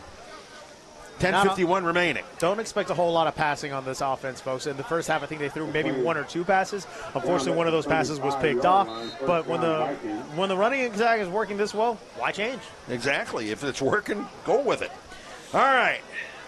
J.D. Davis in pistol formation. Handoff to the big guy, Zion Mabry. Mabry up the middle. A decent pickup before he's brought down. A lot of white shirts on him there. And that has been one of his shorter runs of the night. This guy, I tell you, as big as he is, as powerful as he is, when he gets his stride going, almost impossible to stop. Exactly. Pick up a 5 to the 40-yard line. So it'll be second and 5 on the 40. Vikings looking to drive it home one more time. Davis. Again, they give to Mabry. Mabry cutting back to his right, finding another seam, moving the chains. That ability to fall forward, coming in through in the clutch right there, that gives the Vikings another first down. Just short of midfield, the ball marked at the 49-yard line. 1st and 10 on the Pacelli 49. Moving the ball just like they want to do it. Exactly. And burning clock while they're doing it as well. You may see a little bit more of a deliberate pace here in the second quarter, second half. Exactly. Well, they're running out the personnel groupings. They got Dannison out there now at H-back. And Cam Carino, the Mr. Do-Everything here for the Vikings tonight. Setting up in the backfield as the running back. Give to Carino. Carino up the middle. Careening his way through the defense. Nicely done. And it looks like he picked up the first down. And he may be the smaller of the two with Zion Mabry and Cam Carino, but Carino's, again, one of these guys who's shown that once he has a little bit of daylight, can make 1 or 2 miss, he'll eat up all kinds of yards. A pickup of 11. So I think I think we can safely say he's past the 100-yard mark tonight on the ground. Gosh, he had that 50-yard gain and a 22-yard gain in the second quarter by himself. So there you go, an 11. So the math is in his favor at this point. Yeah, definitely. And remember, he's playing both ways. He plays the pony position, the edge rusher on defense. Again, Carino up the middle. Wow. Dealing out some punishment as well. Big number 1, just showing off that I'm not afraid to hit some people myself. First down, Vikings. All right, tack on another 11 on that one. The ball on the 29-yard line. Carino was the workhorse last week against Westfield. Didn't pick up big yardage, but his running style is classic. And the thing with Carino and the big fella Zion, Dave, they're sophomores. I know. And the whole thing is their top running back isn't even dressed out tonight. Outstanding. Yeah. Outstanding performance with the depth of this roster. Again, they don't have the 70 people you may see at some bigger schools, but they got dudes. Big time. All right, this time it's Mabry, left tackle. Cutting it outside, trying to turn it upfield. He is hit. Good for a short gain. Nice play by Amir Vampire. I was about to say, great tackle right there, because that could have escalated very badly for the Cavs defense. Yep, a pickup of 1. I haven't said that. We haven't rare. said that much. Pickup of 1. Everything's been 5 yards or more, 4 yards or more. They've been gashing them big time. Big time yardage on the running plays. That offensive line has dominated. This time the Cavaliers managed to string the run out, and there was a man there. The cornerback was there to break it up. All right, setting our I formation with Mabry dotting the I, and Mabry to a T, taking it up the middle. Pickup of maybe 5 yards here. And you know that this is going to be incredibly impressive that Mabry and Carino have to carry this much of the load right now, because the identity of this team at this point has been the run game. Yep. And so to endure this much and get yourself in this kind of shape, especially for how intense this competition will be as you advance through the rounds, very impressive. Yep, pick up a 4, so it'll be a 3rd and 5 from the 24-yard line. Mabry out, Carino in. Nope, Mabry is in. And Mabry is in the red zone. The big fellow is almost a guaranteed 5 yards every time he's yep, taking it off tackle. The ball will be marked down at the 19, so you're looking at pick up a 5.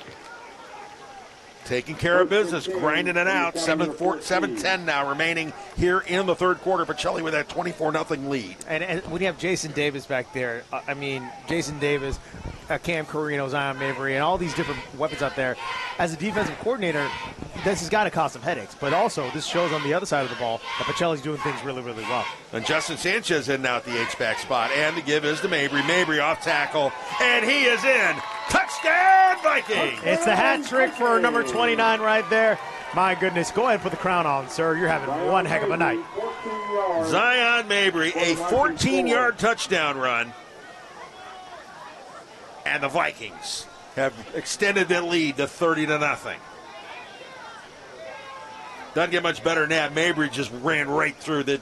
It's almost like they gave up on him. No trash talk right here.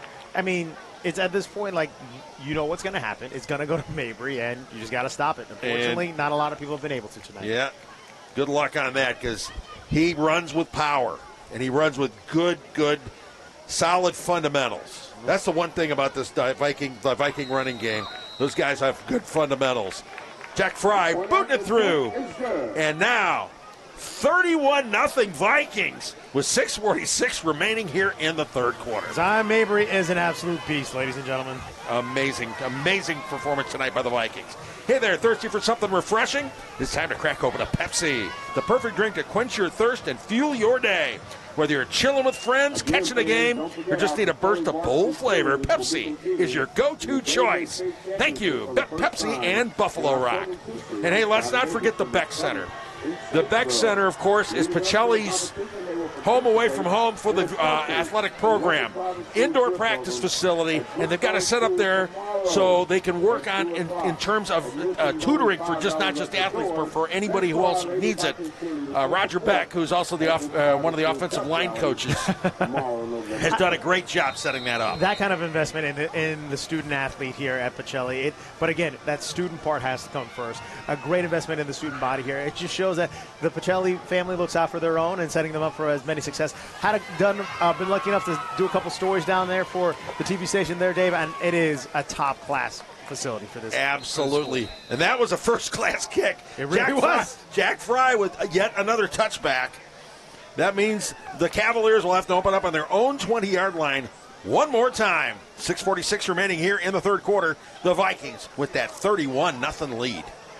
And it has been a dominant performance front to back at this point, Dave. We understood that the offense may have been limited because of John Thomas not being able to be under center. I'm really unfortunate. We hope he heals well. Even though they were, let's say, limited or, forced to go into that one dimension and lean heavily on the run game, it's been dominant.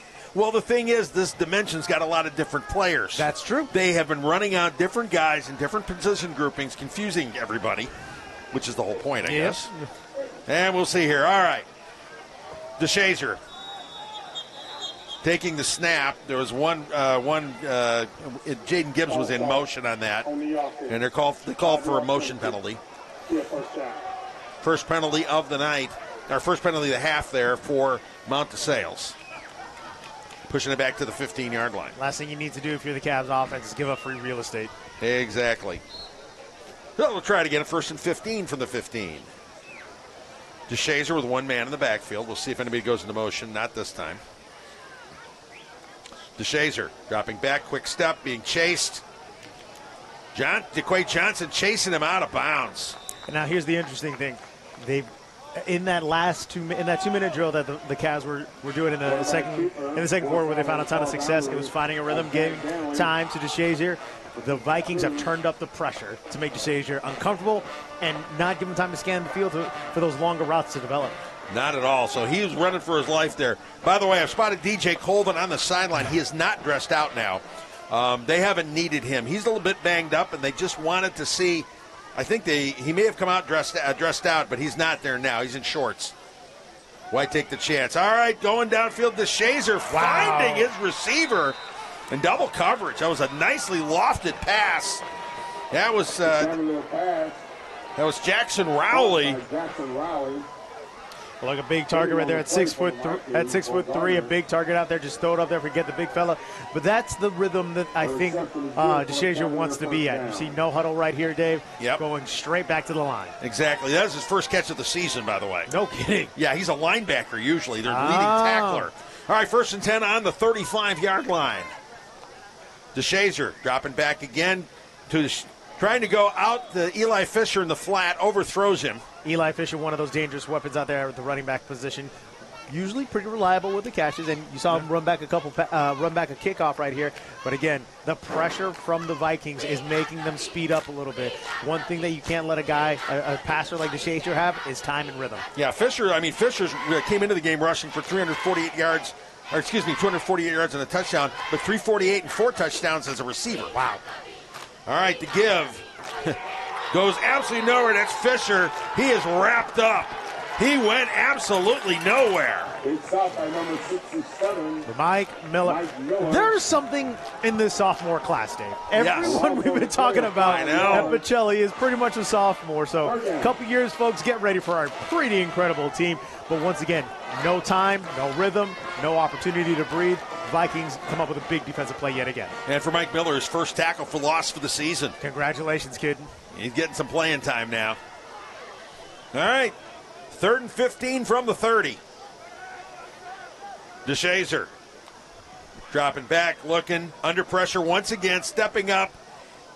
It was Davian Williams, and Williams dropped it. Davian Williams had plenty of space to make things happen right there, an unfortunate drop. But again, that pressure from the Vikings defense forces another 3-and-out for the Cavs. Yeah, DeShazer did it right, stepping up in the pocket, but got to connect. Yep. So 4th and 15 from the 30, and that brings out Jesus Rodriguez again for the punt. Carino back deep. He's the only one back deep right this second. We will see if, Skylar Sanchez got the cue. Head on back. So the two sophomores back there to receive the punt. Once again, this sophomore class for Pacelli. There you go, Rodriguez. Getting some good air under this one. Carino calling for the fair catch on the 45-yard line. Carino, it's a fair catch at the 40-yard line. So the Vikings will have decent field position as they get set for this next drive. Hey, feel the fizz, taste the excitement. Grab a Pepsi and dive into that crisp, refreshing taste that only Pepsi can deliver. It's more than just a drink. Hey, it's a vibe. There it is. Yeah. Pepsi and Buffalo Rock. Thank you. The vibes are all here for the Pacelli Viking faithful. I mean, when you see your team up 31-0 and playing the way they are, you got to feel good heading into the next week. Absolutely, because they're getting the rhythm going. Right. They had to try to reconstitute the offense with the change in quarterbacks. Which is the last thing you want to do heading into the postseason, but adjustments have to be made. Yeah, and they're also giving Bullock Academy something to think about for next week. Exactly. Oh, handoff does not work. Davis manages to fall on it. It'll be a short loss. A loss of about 2 yards on that. This is what we were also talking about. You got to finish the drill, play all 4 quarters. Again, there's a lot of moving parts here, and not necessarily all the timing is off because your usual starting quarterback isn't in the game right now. But iron this out right now because those mistakes, those little mistakes, could cost you later rounds. Exactly, and again, these are guys that need reps. They need snaps because Davis hadn't played quarterback since the second game of the season until last week. So here we go. More reps under fire. Davis taking the snap, hand it off to Carino, picking up a couple of yards. Corralled after about a 1 or 2 yard gain, a rare sighting for him in this game. I have to give all the credit in the world to Carino. I mean, he's broken up big passes. He's returned punts. He's running the ball. He's pretty much doing everything. He's doing everything he's been asked. He's trotting off. He's coming off the field. He's limping just a little bit. I don't think they're going to take any chances. They're going to sit Cam down at this point. At this point, you've done a great job, kid. Let's make sure that you're good for next week. Yep. They'll get some other sophomores in there. All right. Zion Mabry in the backfield, taking the handoff right side. Hit and brought down. That was a good tackle there by Bryson Fletcher. Hey, look, when you have a big hit like that on Zion Mabry for a loss, celebrate it. Yeah. Zion taking a little time to get up here, maybe just stretching it out. He's carried the pill a ton tonight here. Yes, he has. Fletcher's one of those dangerous guys. He's one of the 2 guys really that are leaders on this Cavalier defense because Fletcher came into the game with 9 tackles for loss. He came in with 7 sacks and 5 quarterback hurries, so he's used to rushing the passer. He broke up a pass. Now, folks, we do have a timeout right here. Zion Mabry being helped off right here with a little bit of a limp. Yep. So we'll see who winds up in there to take Mabry's spots. That looks like Zach Ellis. Let's see who winds up lining up in the backfield. Justin Sanchez is in there. Jack Fry.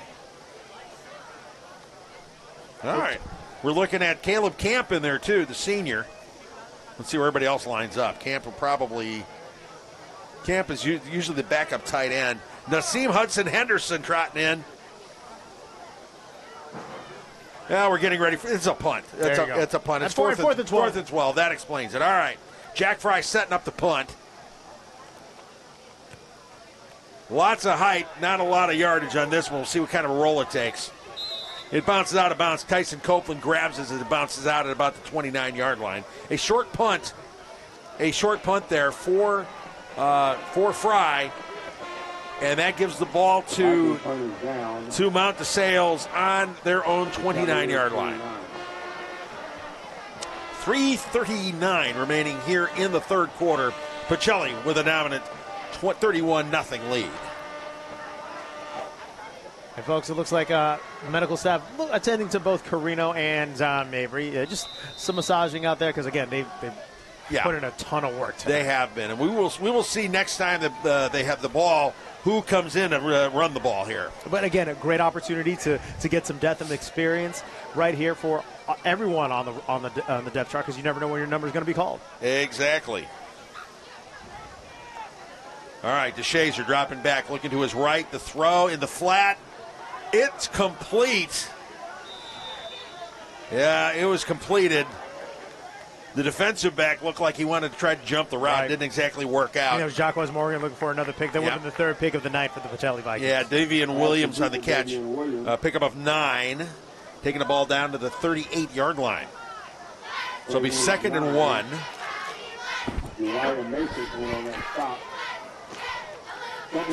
Second and 1 from the 38. DeShazer. The handoff to Eli Fisher. Fisher taking it off tackle. Moving to change. A short gain, but it's good enough for the first down. And as we mentioned, Fisher, a good running back, even better receiver. This is one of the guys I would hope DeShazer's probably looking forward to get going. Let's get you going a little bit. Try and salvage something or at least a score on the board here for the Cavs. Yeah, pick up a 4 on the play, so it'll set up a 1st and 10 on the 42-yard line for the Cavaliers. Dannison and coming in, as does J.D. Davis. Mike Miller coming out.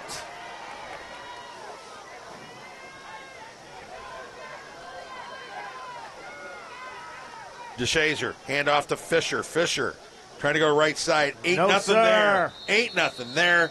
We got 3-4 red hats on that one. A signature of the Pacelli Vikings defense right here. Absolutely swarming towards the ball. Not one guy makes the tackle, but at least 2 or 3 if they can get him. Austin Dannison, one of the guys in there. And Justin Sanchez, Austin Dannison in on the tackle. Ball marked down at the 39-yard line. Loss of 3, 2nd and 13 from the 39. 2:29, 2:28 remaining here in the third quarter.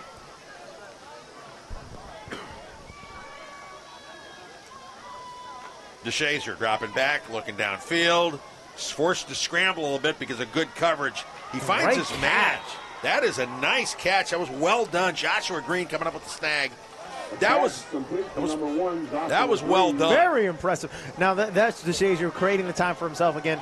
The Pacelli Vikings not necessarily bringing the most pressure in the world or a blitz, but want to create some havoc back there. But DeShazer, you can see there are flashes of his brilliance right here. Yep, gain of 10 on there, setting up a 3rd and 3 from the 49-yard line.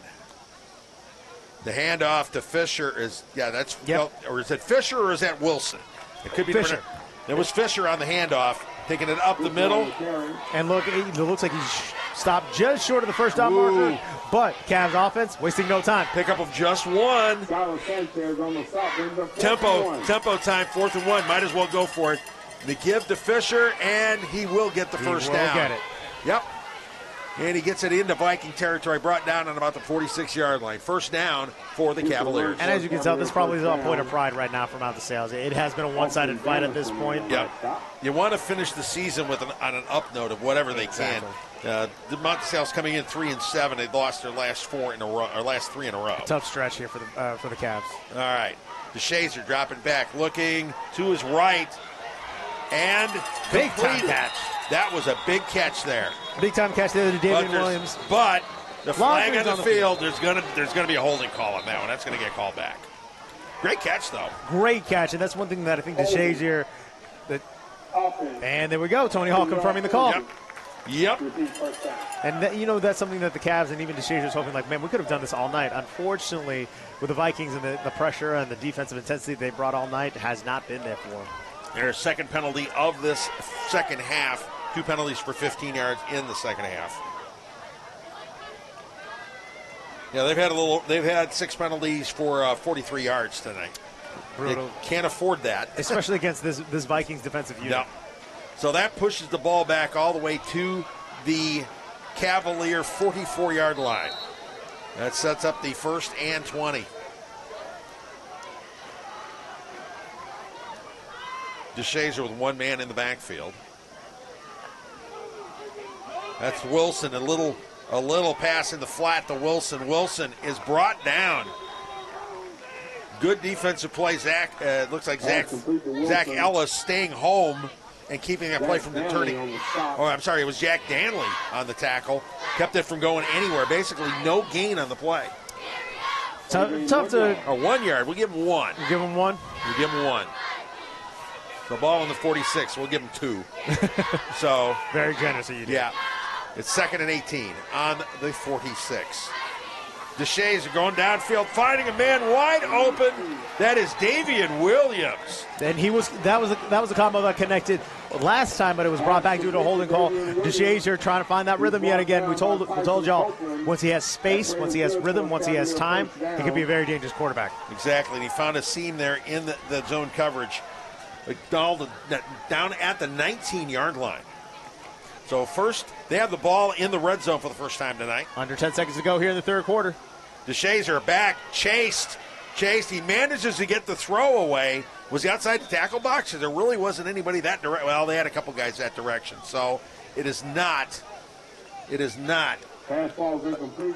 Not grounding. No flag on it. Yeah, no flagging on that one. But once again, seeing the Vikings, they gave him a little too much time on that last play. What do they do? Bring the pressure to Vikings all over DeShazer at that point. And look, he made the smart play. He did. I mean, after a 27-yard gain, the Vikings getting a little notice. Hey, we can't take this guy lightly. He's pretty good. I mean, look, when you throw for 1,600 yards in a season, you got an arm. That's pretty solid. All right, DeShazer alone in the backfield. 2nd and 10 from the 19. Dropping back, looking to his left, overthrows his man. And about 3, DeShazier did, bless you, DeShazier did get hit on that last play, and that will now be 3rd and 10 as we head into the 4th and final quarter, Dave. Yep. As we head into the final quarter of this ballgame, the Pacelli Vikings taking care of business in a big way. They lead Mount DeSales by a score of 31-0. You're watching Viking football on Georgia Alabama Sports Live and beaviking.com. And do you love the golf? GMC SUVs, GMC SUVs. On sale now at Glenn Smith GMC in Opelika. The GMC Terrain, the compact SUV with seating for 5. And now discounted up to $6,500 off. The full-size GMC Yukons, discounted up to $9,000 off. Choose from almost 200 new GMCs. Get your best price every day on the lot or online at glennsmith.com. Get ready to smile.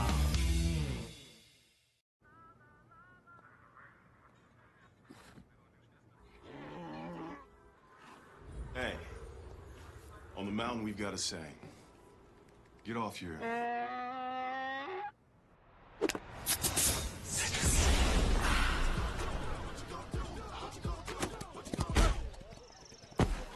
Touchdown! Woo! Mountain Dew. And we're back at Diamond Field for the 4th quarter of this GIAA Class 4A matchup between the Pacelli Vikings and the Mount DeSales Cavaliers. The Vikings holding a dominant 31-0 lead. It has been all about the run game and all about their defense tonight, but Cavs driving right now, Dave, just inside the red zone. All right, 3rd and 10 from the 19-yard line. DeShazier looking to the end zone. Oh, Eli Fisher wide open off his fingertips. Would have been their first touchdown of the night. It would have been, but woulda, coulda, did not happen. So that sets up a 4th and 19, and they are going to kick the field goal. Landon Frowley came out at the end of the first half and nearly booted a 53-yarder. It was on target, folks. If you didn't see it, it was on target. Just ran out of gas towards the very end. So yeah, a couple, 3 more yards, and he would have had it. Yeah, he would have had it. So this would be a chip shot for him at this point. Well, Frawley's 5 for 6 on the season. The 33-yarder is his longest of the year. So this one right around that rate. This is the 35-yard attempt. This will be his longest of the season if he connects. The snap, the hold is good, and the kick. He's got through the uprights. Got a new season long, folks. So Landon Frowley getting Mount DeSales on the board. We are not talking a shutout for the Vikings. Cutting it to 31-3 on that 35-yard field goal. And again, with that drive, Xavier was able to connect with some big-time plays. Unfortunately, they shot themselves on the foot with that one holding penalty, but we see flashes of how dangerous this Cavalier offense can be. DeShazier, a great decision maker when he has the time and the rhythm. He did a good job. We're having a running clock now because we started the quarter at a 30-point game. With that field goal, that cuts the lead down under 30, but I think they remain with the running clock. So the Vikings looking to finish this thing off properly. Frawley will be kicking things off. Setting up shop deep will be Cam Carino. He'll be flanked by Uriah Mazik and Jaquez Morgan also back deep.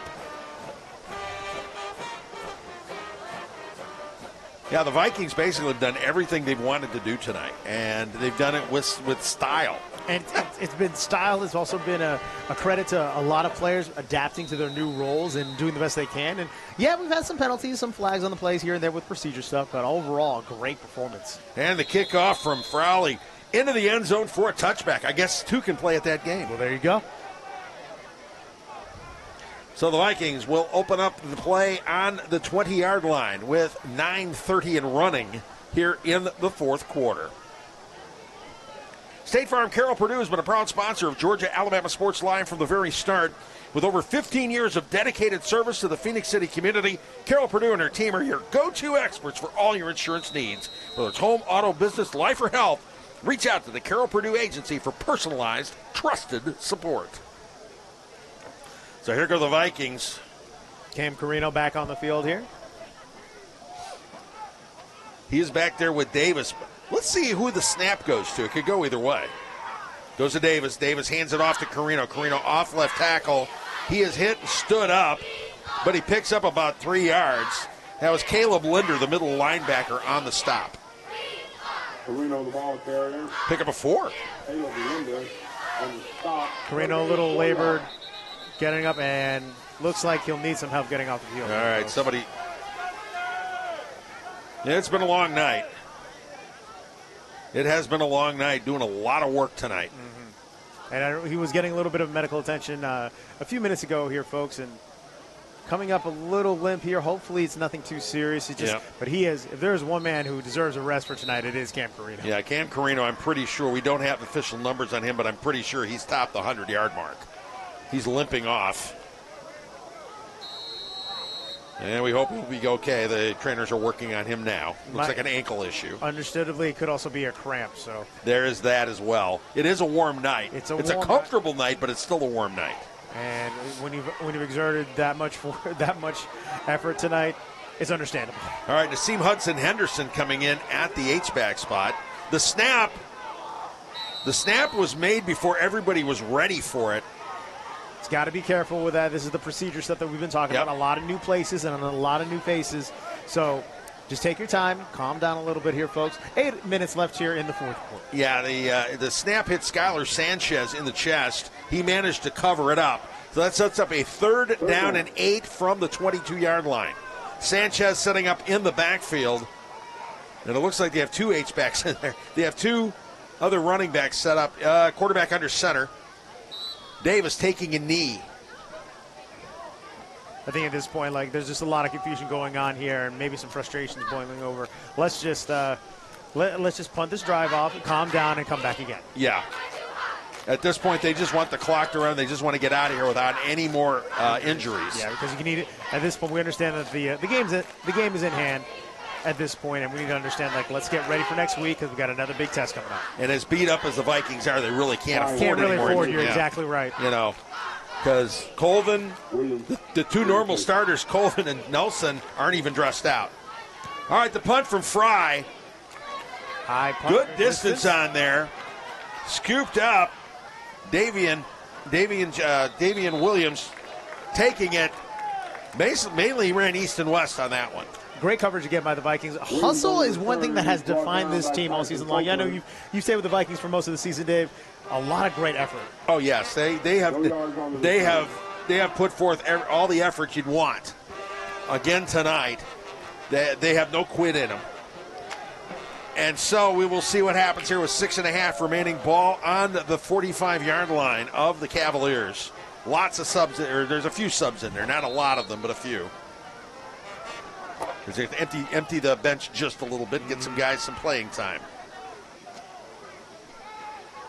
All right, DeShazer. On a jet sweep, the handoff. Looks like that's Gibbs. He is hit and brought down. It was Cordell Thomas, I believe, on the tackle. And at this point, why not just try everything you can? Just get some positive momentum going. You're finally on the board. Let's see what happens. All right, no, that was Jack Fry. And Jack Fry on the tackle as well. Again, what doesn't Jack Fry do on this team? Yeah, really. And that was a pickup of about 7 yards, putting the ball on the 48-yard line of the Vikings. DeShazer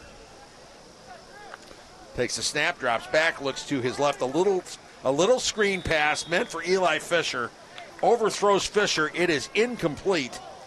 And that will set up a 3rd down and 3. Well, no official tackles or sacks on that play. This is the one thing that I've always been so impressive. We're here 5 minutes, just on the other side of 5 minutes left in the fourth quarter. And once again, Vikings hustling, doing what they can to make the plays happen. All right, some guys getting some playing time now.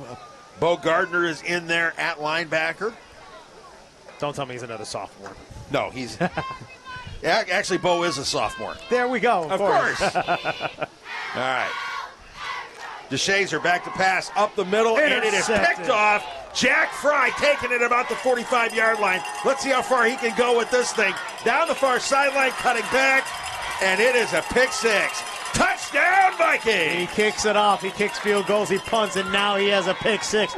My friend, that is one heck of a stat line. Jack Fry with a 55-yard interception return, but there's a flag on the play. So let's see what happens. Holding on the return. Return team. 10-yard penalty for the spot of the foul. First down. So going to have to erase that touchdown off the board right there, but still impressive by Jack Fry. Right place, right time. Yeah, so much for the pick six, but it's a pick indeed. That is fourth interception of the season by Jack Fry. And that's the third of the night, if I'm correct, right? Yes, third of the night.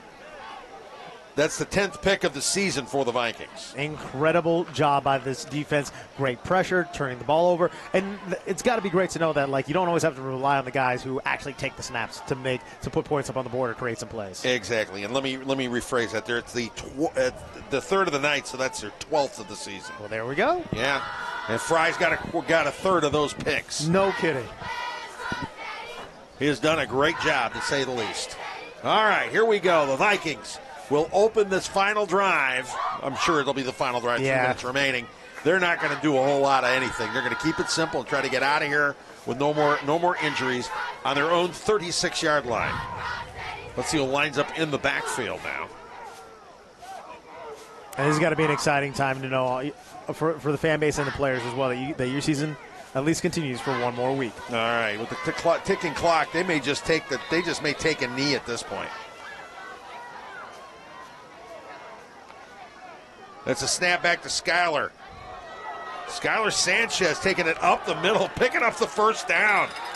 The sophomore taking care of business. The sophomore has a lot, again, another sophomore, has a lot to brag about when it comes to heading back home, starting this game with his brother out there. No kidding there. Pickup of 10. Pickup of 10 to the 46. First down for Sanchez. You got Dennison back there. And let's see who else trotting in there. Walter Eggers is coming in, lining up at wide receiver. Again, guys that haven't gotten a lot of playing time are getting their shot. Naseem Hudson-Henderson setting up as the H-back. Snap to Sanchez. Sanchez taking it around the left side. Kid's got some speed, folks. He can move. Close to another first down for Sanchez. Sanchez is listed as a quarterback, by the way. So he probably technically is the backup quarterback for the Vikings. And you know what? At this point, with this roster, I'm not surprised at anything anymore. Everyone has to do their role and do a little bit more. Look, that's the nature of being at one of these smaller schools, right, Dave? You don't have the 80 people on a roster. Exactly. So at this point, you got to step up, be able to what you got to do. That next man up mentality, it's pictured perfectly in this game here tonight. Exactly. Pickup of 11 on that one. So it's first and 10 from the 43-yard line of the Cavaliers. Sanchez letting the clock roll. They're trying to get out of here. There's 10 seconds left, so you're looking at about 1:30 when the snap. Sanchez taking it, keeping it. Right side, he is hit in the backfield, and he is brought down for no gain. They'll take it. There'll probably be one more play. That's what I was just about to say, Dave. With this clock starting at 40 seconds and about 1:30 left in the game. Yeah, there's no point. I think at this point they may take a knee. Actually, I don't think they should take a knee. They should maybe run one more play. Just one simple run. Maybe run one run. Nah. Just take it. Oh, you know what? He's setting up back in shotgun, but is there somebody under center? All right. And the student section getting 13, loud and sending us home. The snap will happen at 40. Now they're going to have to snap it. Well, they might try to snap it exactly at 40. Yeah, this will be the last play. Sanchez taking a snap and takes a knee back in the backfield. No point in doing anything else. Reset the clock, and that, folks, will be the ball game. The Pacelli Vikings have advanced in the GIAA Class 4A playoffs. The Vikings racking up a 31-3 victory over Mount DeSales.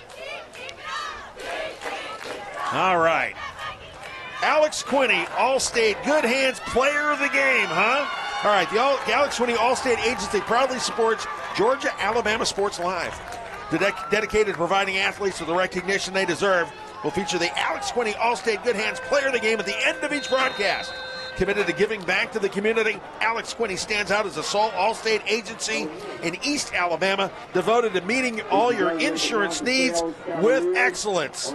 I think it's pretty obvious who we have to give the Good Hands Player of the Game award to. I'll let you do the honors. It's got to be Zion Mabry. Exactly what I was thinking. 3 touchdowns on the night. Big number 29. Just a sophomore. A lot of bright football future ahead of him, but 3 touchdowns here tonight. A guy who, as we mentioned, always falls forward and just is a force of nature when he gets the opportunity. And absolutely outstanding. And by the way, we have to give an honorable mention there to Cam Carino. Cam Carino. Pass breakups, taking snaps under center, big-time receptions, does pretty much everything, and also returns kicks because, of course, he does. Yes, so there you go. We're going to have to give it to Zion Mabry, the All-State Good Hands player of the game, but a special mention to Cam Carino, who had himself a great night again. So the Pacelli Vikings doing what they needed to do. This was a team that has to reconstitute the offense with the change at quarterback and with all the injuries at running back, trying to figure out what options they have. And I think when you are coming to this part of the season, the worst thing you have